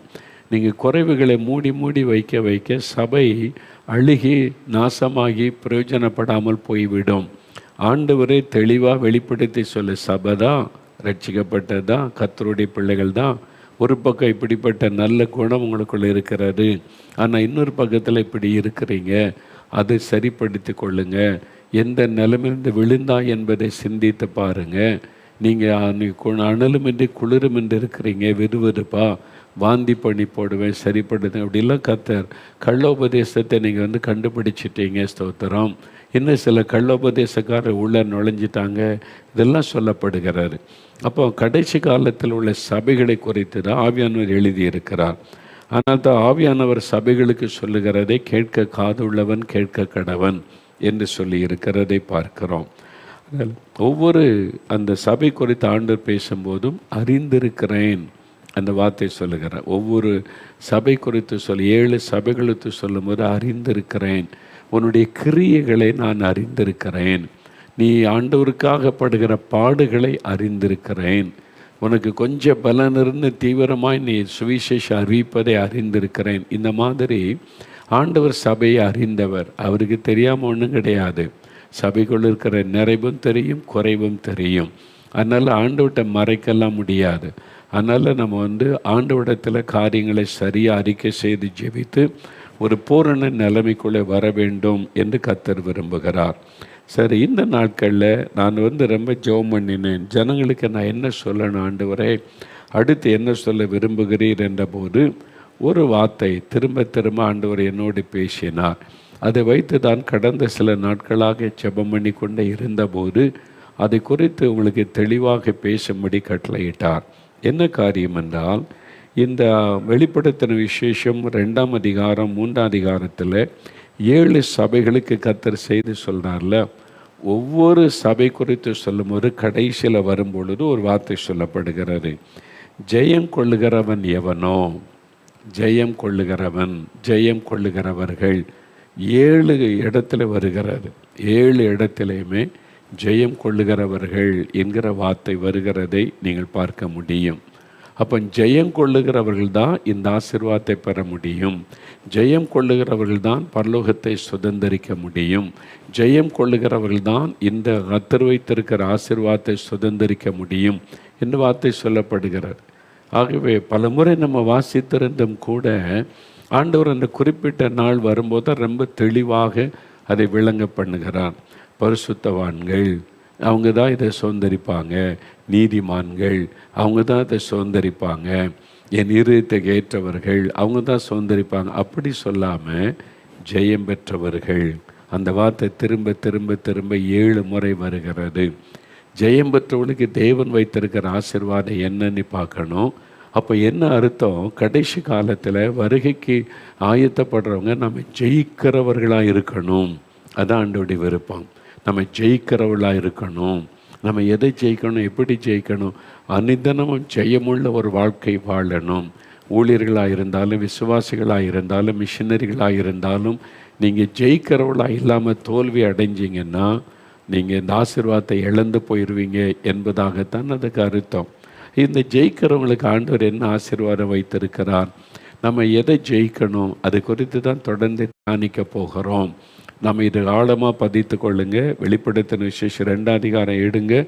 இந்த ஜெயிக்கிறவளுக்கு, ஜெயம் பெற்றவளுக்கு தேவன் வைத்திருக்கிற ஆசீர்வாதம் சில வசனங்களை வாசிக்க போகிற. முதலாவது வெளிப்படுத்தின விசேஷம் 2ஆம் அதிகாரம் 7வது வசனம். ஆண்டவர் முதல் எபேசு சபைக்கு எழுதிட்டு இந்த வார்த்தை சொல்லுகிறார் பாருங்க. இதெல்லாம் 334வது பக்கம் புதிய ஏற்பாட்டில் எடுத்துக்கொள்ளுங்க. ஆவியானவர் சபைகளுக்கு சொல்லுகிறதை காது உள்ளவன் கேட்க கடவன். ஜெயம் கொள்ளுகிறவன் எவனோ அவனுக்கு தேவனுடைய பரதீசின் மத்தியில் இருக்கிற ஜீவ விருட்சத்தின் கனியை புசிக்க கொடுப்பேன் என்று எழுது. ஆண்டவர் சொல்லி இருக்கிறார். ஜெயம் கொள்ளுகிறவனுக்கு தேவனுடைய பரதீசின் மத்தியில் இருக்கிற ஜீவ விருட்சத்தின் கனியை புசிக்க கொடுப்பேன். இது ஒரு பெரிய ஆசீர்வாதம். ஜீவ விருட்சம், அது அந்த கனியை ஆண்டவர் புசிக்க கொடுப்பாராம். அந்த ஒரு ஆசீர்வாதம் நமக்கு எழுதப்பட்டிருக்கிறது ஜெயிக்கிறவர்களுக்கு என்பதாக வாசிக்கிறோம். 2வது பாருங்கள், வெளிப்படுத்தின விசேஷம் 2ஆம் அதிகாரம் 11ஆம் வசனத்தில் ஆண்டவர் சொல்லுகிற ஒரு காரியம். ஆவியானவர் சபைகளுக்கு சொல்லுகிறதை காது உள்ளவன் கேட்க கடவன். ஜெயம் கொள்ளுகிறவன் 2ஆம் மரணத்தினால் சேதப்படுவது இல்லை என்று எழுது. ஜெயம் கொள்ளுகிறவர்கள்தான் 2ஆம் மரணத்தினால் சேதப்படுவது இல்லை. அப்போ நம்ம ஜெயிக்கணும், ஜெயம் பெற்றவளாக இருக்கணும். அப்போ தான் இந்த ஆசீர்வாதத்தை சுதந்திரிக்க முடியும் என்பதை ஆண்டவர் தெளிவுபடுத்துகிறார். மறுபடியும் 3வது வெளிப்படுத்தின விசேஷம் 2ஆம் அதிகாரம் 17வது வசனம் பாருங்கள். அந்த வசனம் நீ வெளிப்படுத்தல் எடுத்து வச்சுருக்கீங்களா? அந்த வசனம் பாருங்கள். ஆவியானவர் சபைகளுக்கு சொல்லுகிறதை காது உள்ளவன் கேட்க கடவன். ஜெயம் கொள்ளுகிறவனுக்கு நான் மறைவான மன்னாவை புசிக்க கொடுத்து அவனுக்கு வெண்மையான குறிக்கல்லையும் அந்த கல்லின் மேல் எழுதப்பட்டதும் அதை பெறுகிறவனை அன்றி வேறு ஒருவனும் அறியக்கூடாததுமாகிய புதிய நாமத்தை கொடுப்பேன். மறைவான மன்னாவை கொடுப்பேன், புதிய நாமத்தை கொடுப்பேன். இதெல்லாம் ஒரு ஆசீர்வாதம். பரலோகத்தில் நம்ம இந்த ஆசீர்வாதத்தை அனுபவிக்க போகிறோம், பெற்றுக்கொள்ள போகிறோம். யாருக்கு கொடுக்கப்படும் அப்படின்னு சொன்னால் ஜெயம் கொள்ளுகிறவனுக்கு. நல்ல கவனிங்க. இங்கே விசுவாசிக்கின்றோ, சீஷர்களுக்கென்றோ, பரிசுத்தவான்களுக்கென்றோ அல்லது நீதிமான்களுக்கென்றோ குறிக்கப்படாமல் திரும்ப திரும்ப ஆவியானவர் சொல்லுகிறார் ஜெயம் கொள்ளுகிறவனுக்கு. அப்போ ரொம்ப கவனிக்க வேண்டிய விஷயம், நம்ம ஜெயிக்கணும். நான் ஜெயம் பெற்றவனாக இருக்கிறேன்னா எதை ஜெயிக்கணும், என்ன காரியம் ஆண்டவருடைய வசனம் சொல்லியிருக்கிறது, இதை தெளிவாக அறிந்து கொண்டு ஜெயிக்கிறவங்க தான் பரலோகத்தில் ஆசீர்வாதத்தை சுதந்திரிக்க முடியும் என்பதை ஆவியானவர் எழுதி வைத்திருக்கிறார். 4வது வெளிப்படுத்தல் 2ஆம் அதிகாரம் 26வது வசனம் பாருங்கள்.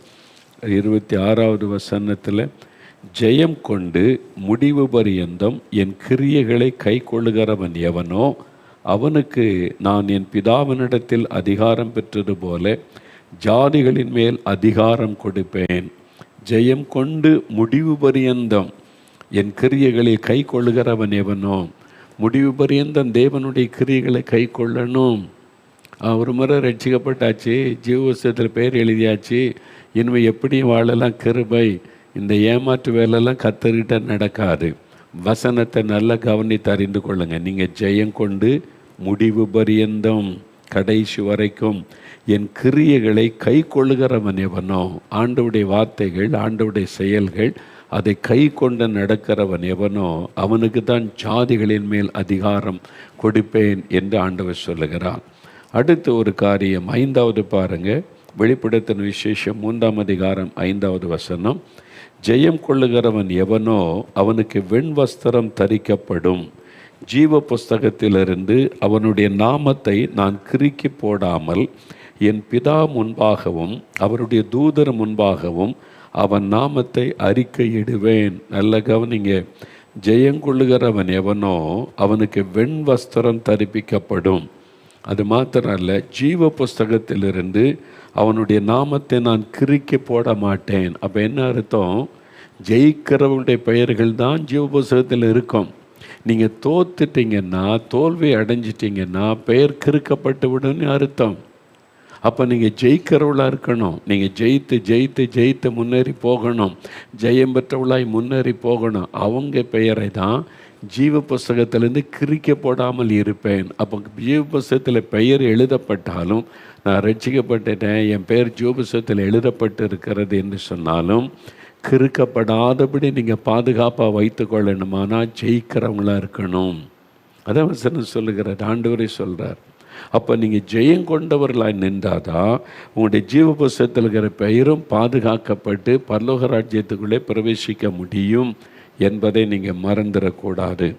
அடுத்து 6வது, வெளிப்படுத்தின விசேஷம் 3ஆம் அதிகாரம் 12ஆம் வசனம் பாருங்கள்.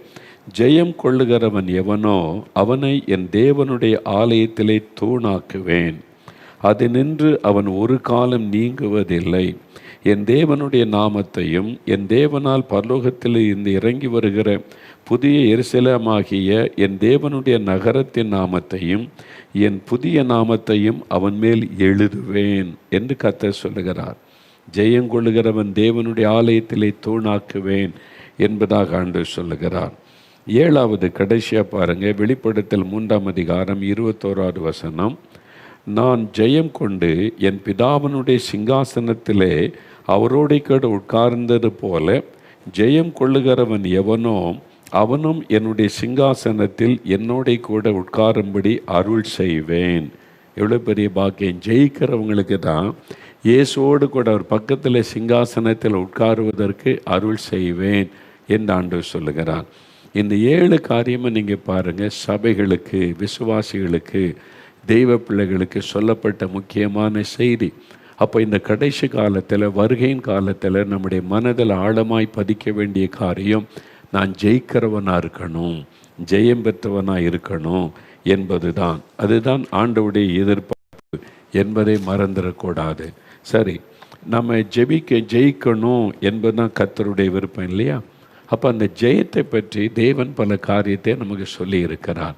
அதில் ரொம்ப கவனம் செலுத்த வேண்டியது முக்கியமான அவசியம். 1 கொரிந்தியர் 15ஆம் அதிகாரம் 57வது வசனம் எடுங்க. 1 கொரிந்தியர் 15ஆம் அதிகாரம் 57வது வசனம் எடுத்துட்டிங்களா? புதிய ஏற்பாட்டில் 243வது பக்கம். அதில் பாருங்கள், 57வது வசனம் வாசிக்கிறேன். நம்முடைய கர்த்தராகிய இயேசு கிறிஸ்துவினாலே நமக்கு ஜெயம் கொடுக்கிற தேவனுக்கு ஸ்தோத்திரம். நமக்கு ஜெயம் கொடுக்கிற தேவனுக்கு ஸ்தோத்திரம். அங்கே ஆண்டவர் சொல்லுகிறார், ஜெயிக்கிறவர்கள், ஜெயம் பெற்றவர்கள், அவங்களுக்கு தான் இந்த ஆசீர்வாதம், பாக்கியம் எல்லாமே. அப்போ நம்ம ஜெயிக்கிறவளாக இருக்கணும். நீங்கள் விசுவாசியாக இருக்கலாம், சீஷராக இருக்கலாம், மிஷினரியாக இருக்கலாம், போதகராக இருக்கலாம், மெய்ப்பராக இருக்கலாம், சுவிசேஷகராக இருக்கலாம், தீர்க்கதரிசியாக இருக்கலாம், யாரை வேணுமானாலும் இருங்க. எந்த விதமான அழைப்புக்கு அழைக்கப்பட்டவளும் இருங்க. ஜெயிக்கிறவளாக இருக்கணும். இதில் தான் கவனம் செலுத்தணும். அந்த ஜெயத்தை நமக்கு கொடுக்க நம்முடைய கர்த்தராகிய இயேசு கிறிஸ்துவினாலே நமக்கு ஜெயம் கொடுக்க இயேசு ஆயத்தமாக இருக்கிறார். நம்மை பலப்படுத்தி ஜெயத்தின் பாதையில் நடத்தி செல்ல இயேசு ஆயத்தமாக இருக்கிறார். கர்த்தராகிய இயேசு கிறிஸ்துவினாலே நமக்கு ஜெயம் கொடுக்கிற தேவனுக்கு ஸ்தோத்திரம். இந்த ஜெயன உடனே வெறுமனே எக்ஸாம் பரீட்சை, அப்புறம் இந்த எக்ஸாம் எழுதுகிற என்ட்ரன்ஸ் எக்ஸாம், இந்த எக்ஸாம் பற்றியே தான் இந்த வசனம் பயன்படுத்த. ஜெயிக்கிறவங்க நீங்கள் ஜெயிப்பீங்க, அதான் நம்ம சொல்லி பழகிட்டோம்ல. அது மாதிரி என்ட்ரன்ஸ் எக்ஸாமில் ஜெயிப்பீங்க, மார்க் வரும், நீங்கள் ஜெயித்துருவீங்கன்னு. அதுக்கு அது எழுதப்பட்டிருக்குதுன்னா இல்லை, அது ஒரு பகுதி. நம்ம ஜெயிக்க வேண்டிய முக்கியமான காரியத்தை குறித்து நீங்கள் அறிந்து கொள்ள வேண்டும். அதுதான் கர்த்தர் விரும்புகிற ஒரு காரியம். இப்போ நம்ம ஜெயிக்கணுமானா நம்ம என்ன செய்யணும்? பரீட்சை வரும், பரீட்சை வைப்பாங்க, அதில் ஜெயிக்கணும் அப்படின்னு நினைக்கிறேன்ல. எக்ஸாமில் பிள்ளைகள் ஜெயிக்கணும். வேலை தேடுவாங்க, வேலையில் நான் ஜெயிக்கணும் வேலையில் நான் ஜெயிக்கணும், ஜெயித்தா தான் அடுத்த ப்ரொமோஷன்லாம் கிடைத்து போக முடியும். வியாபாரம் செய்கிறோம், வியாபாரத்தில் நான் ஜெயிக்கணும், நான் செய்கிற வியாபாரத்தில் ஜெயிக்கணும், எல்லாத்திலுமே விளையாட்டு வீரர்கள் பார்த்தா விளையாட்டில் நான் ஜெயிக்கணும், வாழ்க்கையில் அதை லைஃப்பில் நான் ஜெயிக்கணும், என் குடும்பத்தில் வாழ்க்கையில் ஜெயிக்கணும். எந்த காரியத்திலையுமே ஜெயம்தான் கண் முன்னால் நிற்கும். நான் இந்த காரியத்தில் ஜெயிக்கணும், நான் இந்த காரியத்தில் வெற்றி பெறணும். அப்போ நம்முடைய வாழ்க்கையின் ஒவ்வொரு கட்டத்திலும் நம்ம ஜெயிக்கணும்னு கர்த்தர் விரும்புகிறார். அந்த ஜெயம் கொடுக்க இயேசு ஆயத்தமாக இருக்கிறார். இயேசுவால் எப்படி ஜெயம் கொடுக்க முடியும் அப்படின்னு நினைக்கிறீங்களா? என்ன கொலோசியர் 2ஆம் அதிகாரம் 14-15 வசனம் பாருங்கள். கொலோசியர் 2ஆம் அதிகாரம் 14-15 வசனங்கள். இயேசு கிறிஸ்துவின் மூலமாக தான் நமக்கு ஜெயிக்க முடியும். இயேசு கிறிஸ்துவின் மூலமாக தான் ஜெயம் உண்டாகும். இப்போது கொலோசியர் 2ஆம் அதிகாரம் 14-15 வசனம் பாருங்கள். நமக்கு எதிரிடையாகவும் கட்டளைகளால் நமக்கு விரோதமாகவும் இருந்த கையெழுத்தை குலைத்து அதை நடுவில் இராதபடிக்கு எடுத்து சிலுவையின் மேல் ஆணி அடைத்து துரைத்தனங்களையும் அதிகாரங்களையும் உரிந்து கொண்டு வெளியரங்கமான கோலமாக்கி அவைகளின் மேல் சிலுவையிலே வெற்றி சிறந்தார். இயேசு கிறிஸ்து சிலுவையிலே வெற்றி சிறந்தார். அவர் சாத்தானை ஜெயித்தார், உலகத்தை ஜெயித்தார். அவர் இந்த உலகத்தினுடைய சகல பிசாசனுடைய கிரியைகளையும் ஜெயித்தார், மரணத்தை ஜெயித்தார். அவர் சிலுவையிலே வெற்றி சிறந்தார். ஏன் அவர் இதுக்கு வெற்றி சிறக்கணும்? அவர் இதுக்கு ஜெயிக்கணும்? நமக்காக, உங்களுக்காக, எனக்காக, அவரை பின்பற்றவங்களுக்காக, அவரை ஏற்றுக்கொள்கிறவங்களுக்காக தான் அவர் ஜெயம் எடுத்தார். நமக்கு ஜெயம் கொடுக்க அவர் சிலுவையில் எல்லாவற்றையும் வெற்றி சிறந்து தான் சொல்லுகிறார். நான் ஜெயித்துட்டேன், உனக்காக நான் உனக்கு உதவி செய்கிறேன், நீ ஜெயிப்ப, நீ வெற்றி பெறுவ என்பதாக ஆண்டவர் சொல்லுகிறார். அதனால் தான் பவுல் சொல்கிறார் பாருங்களேன், ரோமர் 8ஆம் அதிகாரம் 37ஆம் வசனம். ரோமர் 8ஆம் அதிகாரம் 37வது வசனம் எடுங்க. ரோமர் 8:37 வேத புஸ்தகத்தில் ரோமர் 8ஆம் அதிகாரம் எடுத்துட்டிங்களா? புதிய ஏற்பாட்டில் 217வது பக்கம். இப்போ பாருங்கள், இவைகள் எல்லாவற்றிலேயும் நாம் நம்மில் அன்பு கூறுகிறவராலே, நம்மில் அன்பு கூறுகிறவர் யார்? அவர் இயேசு கிறிஸ்து. இயேசு கிறிஸ்துவினாலே முற்றும் ஜெயம் கொள்ளுகிறவர்களாய் இருக்கிறோமே. முற்றிலும் ஜெயம் கொள்ளுகிறவர்கள், அதான் சொல்லப்படுகிறது. நாம் முற்றிலும் ஜெயம் கொள்ளுகிறவர்களாக இருக்கும். மோர் தென் கான்கரர்ஸ். நாம் முற்றிலும் ஜெயிக்கிறவர்கள். நாம் ஜெயிக்கிறவர்கள், நம்மை ஜெயிக்கணும். நம்மை ஜெயிக்க வைக்க தான் சிலுவையில் அவர் வெற்றி சிறந்தார். நம்ம ஜெயம் பெற்றவர்களாய் நின்றாதான் பரலோகத்தின் பாக்கியத்தை, அந்த ஆசீர்வாதங்களை சுதந்திரித்து கொள்ள முடியும். அதனால் எதை நம்ம ஜெயிக்கணும்? நீங்கள் பாருங்கள், இங்கே பவுல் சில காரியம் சொல்கிறாரு. அவர் ஜெயித்த காரியம் 36ஆம் வசனத்தில், கிறிஸ்துவின் அன்பை விட்டு நம்மை பிரிப்பவன் யார்? உபத்திரவமோ, வியாகுலமோ, துன்பமோ, பசியோ, நிர்வாணமோ, நாசமோசமோ, பட்டயமோ, இவைகள் எல்லாவற்றிலும், அதாவது பாடுகள், உபத்திரவங்கள், நெருக்கங்கள், துன்பங்கள் எல்லாவற்றையும் ஜெயிக்கும்படிக்கு ஆண்டவர் கிருபை தருகிறார். அதனால் தான் 38ஆம் வசனத்தில், மரணமானாலும் ஜீவனானாலும் தேவ தூதர்களானாலும் அதிகாரங்களானாலும் வல்லமைகளானாலும் நிகழ்காரியங்களானாலும் வருங்காரியங்களானாலும் உயர்வானாலும் தாழ்வானாலும் வேறு எந்த சிருஷ்டியானாலும் நம்முடைய கர்த்தராகிய கிறிஸ்து இயேசுவின் மேல் உள்ள தேவனுடைய அன்பை விட்டு நம்மை பிரிக்க மாட்டாதென்று நிச்சயித்திருக்கிறோம். நாம் ஜெயிக்கிறவர்கள். உபத்திரவங்கள், பாடுகள், நெருக்கங்கள் எது வேண்டுமானாலும் வரட்டும், நம்ம ஜெயம் பெற்றவளாக நிற்கணும். அதுக்கு தான் இயேசு சிலுவையிலே வெற்றி சிறந்தார். ஆண்டவர் நம்ம ஜெயிக்கணும் தான் விரும்புகிறார். நீங்கள் வேத புஸ்தகம் முழுவதுமே பாருங்களேன். தானியேல் 6ஆம் அதிகாரம் 28ஆம் வசனம் வாசித்தால், தானியேலின் காரியம் ஜெயமாயிருந்தது. தானியேலின் காரியம் ஜெயமாயிருந்தது. தானியேல் பாபிலோன் தேசத்து கொண்டு வரப்பட்ட போது பல போராட்டம், பல நெருக்கங்கள், எல்லாத்திலும் ஜெயித்து ஜெயித்து ஜெயித்து ஜெயம் பெற்றவராய் முன்னேறி தான் உயர்ந்த நிலைமைக்கு வந்தார். தானியேலின் காரியம் ஜெயமாயிருந்தது. யோசேப்புடைய வாழ்க்கையை பாருங்கள். ஆதியாகமம் 39:2-3 பார்த்தா, கர்த்தர் யோசேப்போடு கூட இருந்தார், காரிய சித்தி உள்ளவனானார், செய்ததெல்லாம் வாய்த்ததுன்னா என்ன அர்த்தம்? சக்ஸஸ், வெற்றி. அவர் எதை செய்தாலும் அதில் ஜெயம். எதை எடுத்தாலும் அதில் வெற்றி. அதுதான் வேதம் சொல்லுகிறாரு. தாவீதுடைய வாழ்க்கையில் பாருங்கள், யுத்தத்தில் எங்கேயுமே தோல்வி அடையலை, போன இடமெல்லாம் வெற்றி. அது மாதிரி ஜெயம் கொடுத்து ஆண்டவர் நடத்தினார். இப்போ நம்முடைய வாழ்க்கையில் நம்ம எதை ஜெயிக்கணும், நம்ம ஜெயம் பெற்றவளாக இருக்குன்னு கர்த்தர் சொல்கிறான்னு சொல்கிறீங்களே. நம்ம நிறைய உலக காரியத்தில் தான் நிறைய கவனம் செலுத்தி எக்ஸாம் படி, அப்புறம் வேலை, பிஸ்னஸ்ஸு, அப்புறம் இந்த காரியத்திலெல்லாம் எனக்கு வெற்றி உண்டாகணும், நான் செய்கிறதெல்லாம் வாய்க்கணும், உலக காரியத்தை சிந்திக்கிறோம். ஆவிக்குரிய காரியத்தில் ஜெயிக்கணும். ஆவிக்குரிய காரியத்தில், ஸ்பிரிச்சுவல் காரியத்தில் நம்ம ஜெயம் பெற்றவளாக நிற்கணும். அதான் ஆண்டவர் எதிர்பார்க்கிற ஒரு காரியம். ஏன்னா நம்முடைய போராட்டம் ஆவிக்குரிய உலகத்தோட. நமக்கு விரோதமாக போராடுகிற 3 காரியம் இருக்கிறாரு. அதைத்தான் உலகம், மாமிசம், பிசாசு. முதல் எதிரி எங்கே தெரியுமா? நம்முடைய சரீரம்தான். இங்கே தான் போராட்டம் ஆரம்பிக்குது. நம்முடைய சரீரம்தான் நம்முடைய ஆவிக்குரிய வாழ்க்கைக்கு முதல் எதிரி.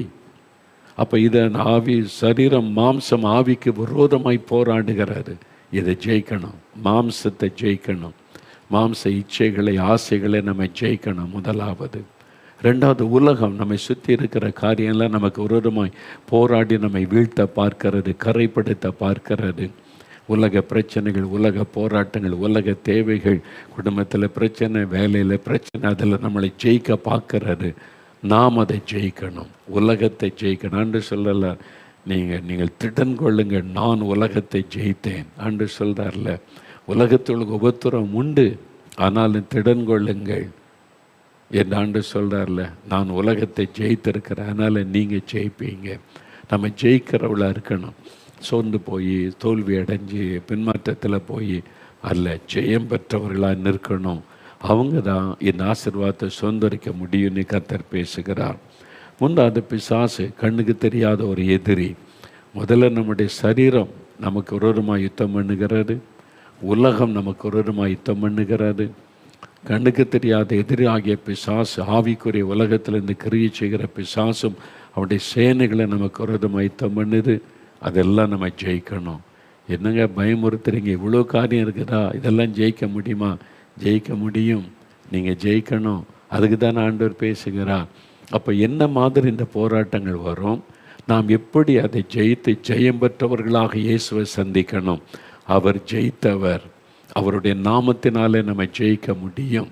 பிரச்சனை நம்மை முடக்கிவிட முடியாது, சோதனைகள் நம்மை வீழ்த்திவிட முடியாது, எதிர்ப்புகளும் பரிகாசங்களும் நம்மை சோர்ந்து போய் முடக்கிவிட முடியாது. நாம் அதையெல்லாம் ஜெயிக்கிறவர்கள், அதையெல்லாம் மேற்கொள்ளுகிறவர்கள். வேலையில் என்ன பிரச்சனை வரும், குடும்பத்தில் பிரச்சனை வரும், ஊழியனாலே மற்றவளை விட 1000 மடங்கு பிரச்சனை வரும், போராட்டம் வரும். ஒவ்வொன்றும் நமக்கு விரோதமாக எழும்பி தாக்குதல் நடத்தும். நம்ம ஜெயிக்கணும். நான் கடந்து வந்த இந்த 50 வருஷ ஊழிய பாதையில் பல போராட்டங்களை சந்தித்து ஒவ்வொன்றிலும் கர்த்தர் ஜெயங்கொடுத்து நடத்தி கொண்டு வந்து நிறுத்தி இருக்கிறார். நம்ம இன்னும் ஜெயிக்கணும், நீங்கள் ஜெயிக்கணும்.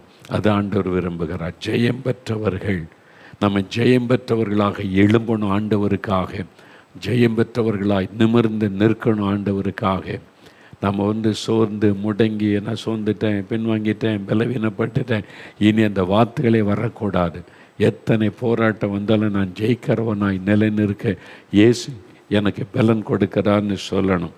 அதை குறித்து தான் இனி வருகிற நாட்களில் இந்த மாம்சம் எப்படி நமக்கு விரோதமாக போராடுது, அதை எப்படி ஜெயிக்கிறது, உலகம் நமக்கு விரோதமாக எப்படி யுத்தம் பண்ணுது, அதை எப்படி ஜெயிக்கிறது, பிசாசு நமக்கு விரோதமாக என்னென்ன தந்திரமாய் செய்கிறான், அதை எப்படி ஜெயிப்பது, நம்ம எப்பவுமே ஜெயம் பெற்றவளாய் நிற்பது எப்படி, அதை குறித்து தான் தியானித்து நம்ம ஜெபிக்க போகிறோம் வரும் நாட்களில். இன்றைக்கு அதை குறித்த ஒரு முகவுரை, இன்ட்ரொடக்ஷன் தான் உங்களுக்கு சொல்லியிருக்கிறேன்.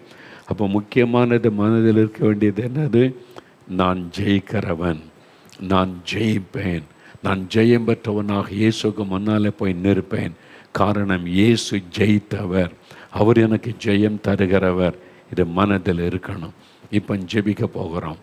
ஒரு 5 நிமிடம் ஜெபிக்க போகிறோம். முடிந்தால் முழங்கால் படிக்கிட்டு கொள்ளுங்க, கருத்தாக ஜெபிக்கணும். ஆண்டவரே, இந்த கடைசி காலத்தில் நான் ஜெயிக்கிறவனாக இருக்கணும். எல்லாம் முழங்கால் படியிடுங்க, வீடுகளில் முழங்கால் படியிடுங்க. ஆண்டவரே, கடைசி காலத்தில் வந்துட்டோம், நான் ஜெயம் பெற்றவனாக இருக்கணும்னு நீங்கள் விரும்புகிறீங்க. நான் ஜெயிக்கணும்.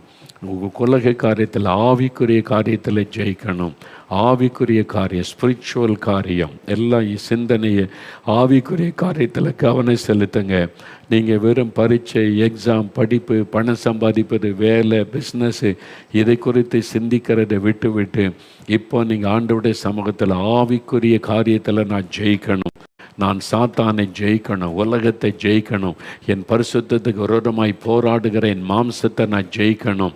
ஆண்டவரே, நான் ஜெயம் பெற்றவனாய் நிற்கணும், ஜெயம் பெற்றவளாய் நிற்கணும்.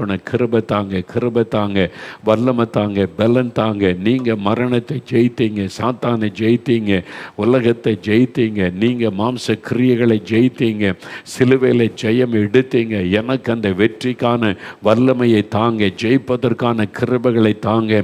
ஜெபிங்க ஜெபிங்க ஜெபிங்க. இப்போ சோர்ந்திருக்கிறவன் ஆவியானவர் பலப்படுத்துகிறார். நான் தோத்துட்டேனே, பின்வாங்கிட்டேனே, நான் இப்படி விழுந்துட்டேனே என்று நிற்கிற மகனை, மகளே, உன்னையோடு தான் ஆண்டவர் பேசுகிறார். நீ ஜெயிக்க முடியும். திரும்ப எழும்பு, திரும்ப எழும்பு. படுத்து கிடக்காத, விழுந்துட்டேனே நீ சொல்லிக்கொண்டு அமர்ந்திருக்காத, எழும்பு. நான் உனக்கு ஜெயம் கொடுக்கிற தேவன், உன்னை பலப்படுத்தி ஜெயம் கொடுத்து வருகையில் ஜெயம் பெற்றவனாய் கொண்டு போய் நிறுத்துகிற தேவன் என்று ஆண்டவர் சொல்லுகிறார். பெற்றுக்கொள்ளுங்க அந்த வல்லமையை, பெற்றுக்கொள்ளுங்க அந்த கிருபையை. ஆண்டவரை துதிக்க ஆரம்பிங்க. ஆண்டவரை, நான் ஜெயம் பெற்றவனாய் நிற்பேன், ஜெயம் பெற்றவளாய் நிற்பேன். உம்முடைய வருகையில் உமக்கு முன்பாக ஜெயம் பெற்றவனாய் வந்து நான் உம்மை சந்திப்பேன். ஆண்டவரே, அந்த கிருபை தாங்க, கிருபை தாங்க, பலன் தாங்க, வல்லமை தாங்க, அந்த அபிஷேகம் தாங்க. நான் ஜெயிக்கும்படி ஆவியானுடைய வல்லமை தாங்க. ஜெபிங்க ஜெபிங்க. மகளை ஜெபம் பண்ணு, மகனை ஜெபம் பண்ணு. சோர்ந்திருக்கிறவனை ஆவியானவர் பலப்படுத்தி கொண்டிருக்கிறார். ஊழியத்தில் சோர்ந்து கிடக்கிற உன்னை ஆவியானவர் இன்றைக்கு பலப்படுத்தி கொண்டிருக்கிறான். எழும்பு வாலிபனை, எழும்பு மகனை, எழும்பு என் ஊழியக்காரனை. நீ ஜெயிக்கணும். இந்த போராட்டம்லாம் வரத்தான் செய்யும். நீ ஜெயிக்கணும். அது இல்லாமல் வாழ முடியாது. போராட்டத்தை அனுதினம் சந்திக்கணும். நீ ஜெயிக்கணும். ஜெயம் பெற்றவனாய் நிற்கணும். ஆண்டவரை துதிக்க ஆரம்பிங்க. போராட்டத்திற்காக துதிங்க. இந்த உபத்திரவங்கள், நெருக்கங்களுக்காக துதிங்க. அதுக்கு மத்தியில் தான் நம்ம ஜெயம் பெற்றவளாய் எழும்பணும்னு கர்த்தர் விரும்புகிறார். அதனால் ஆண்டவரை துதிக்க ஆரம்பிங்க. ஆண்டவரே, ஆவிக்குரிய காரியத்தில் நான் ஜெயிக்கணும், ஜெயம் பெற்றவனாய் நிற்கணும். நான் வெற்றி பெற சிலுவையில் நீர் வெற்றி சிறந்தீர் என்பதை விசுவாசிக்கிறேன். அந்த வல்லமையை தாரும் ஆண்டவரே. இந்த மகளுக்கு தாரும், இந்த மகனுக்கு தாரும். சோர்ந்திருக்கிற இந்த பிள்ளைகளை இன்றைக்கு பலப்படுத்துவீராக. ஆண்டவரே, மனம் அடிவோடு இருக்கிற இந்த மகனை, மகளை தைரியப்படுத்தி எழும்ப பண்ணுவீராக.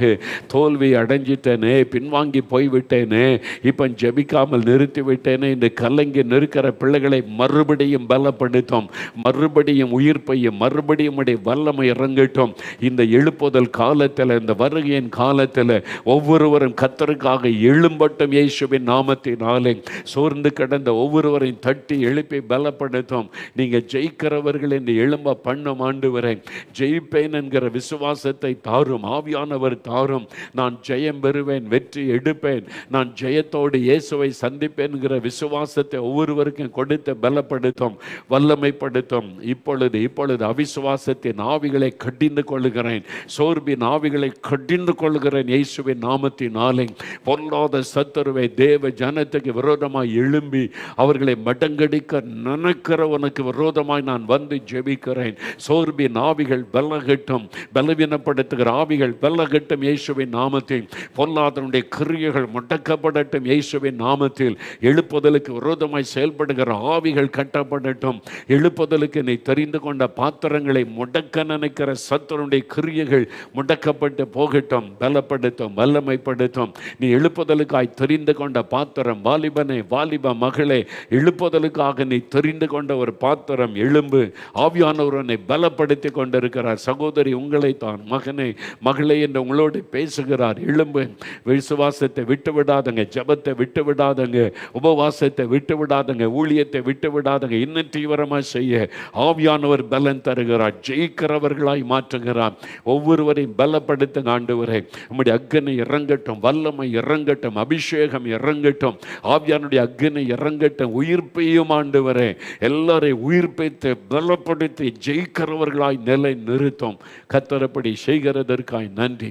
வல்லமை இறங்கினதற்காய் ஸ்தோத்திரம், அபிஷேகம் இறங்கினதற்காய் ஸ்தோத்திரம். பலப்படுத்தி விட்டதற்காய் ஸ்தோத்திரம். உலகம் முழுதும் எழுப்புதல் அக்னி பரவ ஆரம்பித்து விட்டதே. எங்களுக்குள்ள இந்த அக்னி பரவட்டும், எங்கள் மூலமாக இந்த எழுப்புதல் பரவட்டும், என்னை தெரிந்து கொண்ட நோக்கத்தை நிறைவேற்றும். எங்களுக்குள்ளே, எங்கள் குடும்பத்தில், எங்களுடைய சபைக்குள்ளே, எங்கள் கிராமத்தில், பட்டணத்தில் இந்த எழுப்புதல் அக்னி பற்றி எரியட்டும், பரவட்டும். அதற்காக அர்ப்பணிக்கிறோம். கர்த்தர் இன்றைக்கு ஜெயம் தந்து விட்டதற்காய் ஸ்தோத்திரம். எங்களுக்கு விரோதமாக எழும்பின சாத்தானுடைய வல்லமை மடங்கடிக்கப்பட்டதற்காய் ஸ்தோத்திரம், ஸ்தோத்திரம், ஸ்தோத்திரம். எல்லா மகிமை உமக்கு செலுத்துகிறோம். இயேசு கிறிஸ்துவின் நாமத்தில் ஜெபிக்கிறோம் பிதாவே. ஆமேன், ஆமேன். ஆண்டவர் உங்களை பலப்படுத்தி இருக்கிறார், வல்லமைப்படுத்தி இருக்கார். சோர்ந்து போயிருந்தீங்கல்ல, ஆண்டவர் உயிர்ப்பித்து விட்டார். நம்ம எப்படி ஜெயிக்கிறது? ஒவ்வொன்றையும் ஜெயிக்கணும். அதுக்கு ஆண்டவர் என்ன நமக்கு எப்படி உதவி செய்வார், அதை குறித்து நம்ம வருகிற நாட்களில் தொடர்ந்து தியானிக்க போகிறோம். ஜெயம் பெற்றவர்களாய் கர்த்தருக்காக எழும்ப போகிறோம். இயேசு வரும் பொழுது ஜெயம் பெற்றவர்களாய் அவருக்கு முன்னால் போய் நிற்க போகிறோம். தோல்வி அடைந்தவர்களாய் அல்ல, சோர்ந்து போனவர்களாக அல்ல, பின்வாங்கி போனவர்களாக அல்ல, ஜெயம் பெற்றவர்களாக. சாத்தான் நடுங்க ஆரம்பித்து விட்டான். எப்படி ஜெயிப்பது என்பதை நம்ம வேதத்தை கற்றுக்கொண்டாலே போதும், பிசாசு நடுங்க ஆரம்பித்து விடுவான். அதனால் பயப்படாதங்க, உற்சாகமாக ஜெபிக்க ஆரம்பிங்க, துதிக்க ஆரம்பிங்க. இப்போவே வேத வசனத்தை தியானிக்க ஆரம்பிங்க. வெளிப்படுத்தின விசேஷத்தை ரொம்ப கவனமாக வாசித்து அறிந்து கொள்ளுங்க. கர்த்தர் தொடர்ந்து உங்களோடு பேசி நடத்துவார். அடுத்த வாரத்தில் ஸ்பெஷலான காரியம் காத்திருக்குது. அடுத்த சனி ஞாயிறு கவனமாக பார்க்க ஆயத்தப்படுங்க.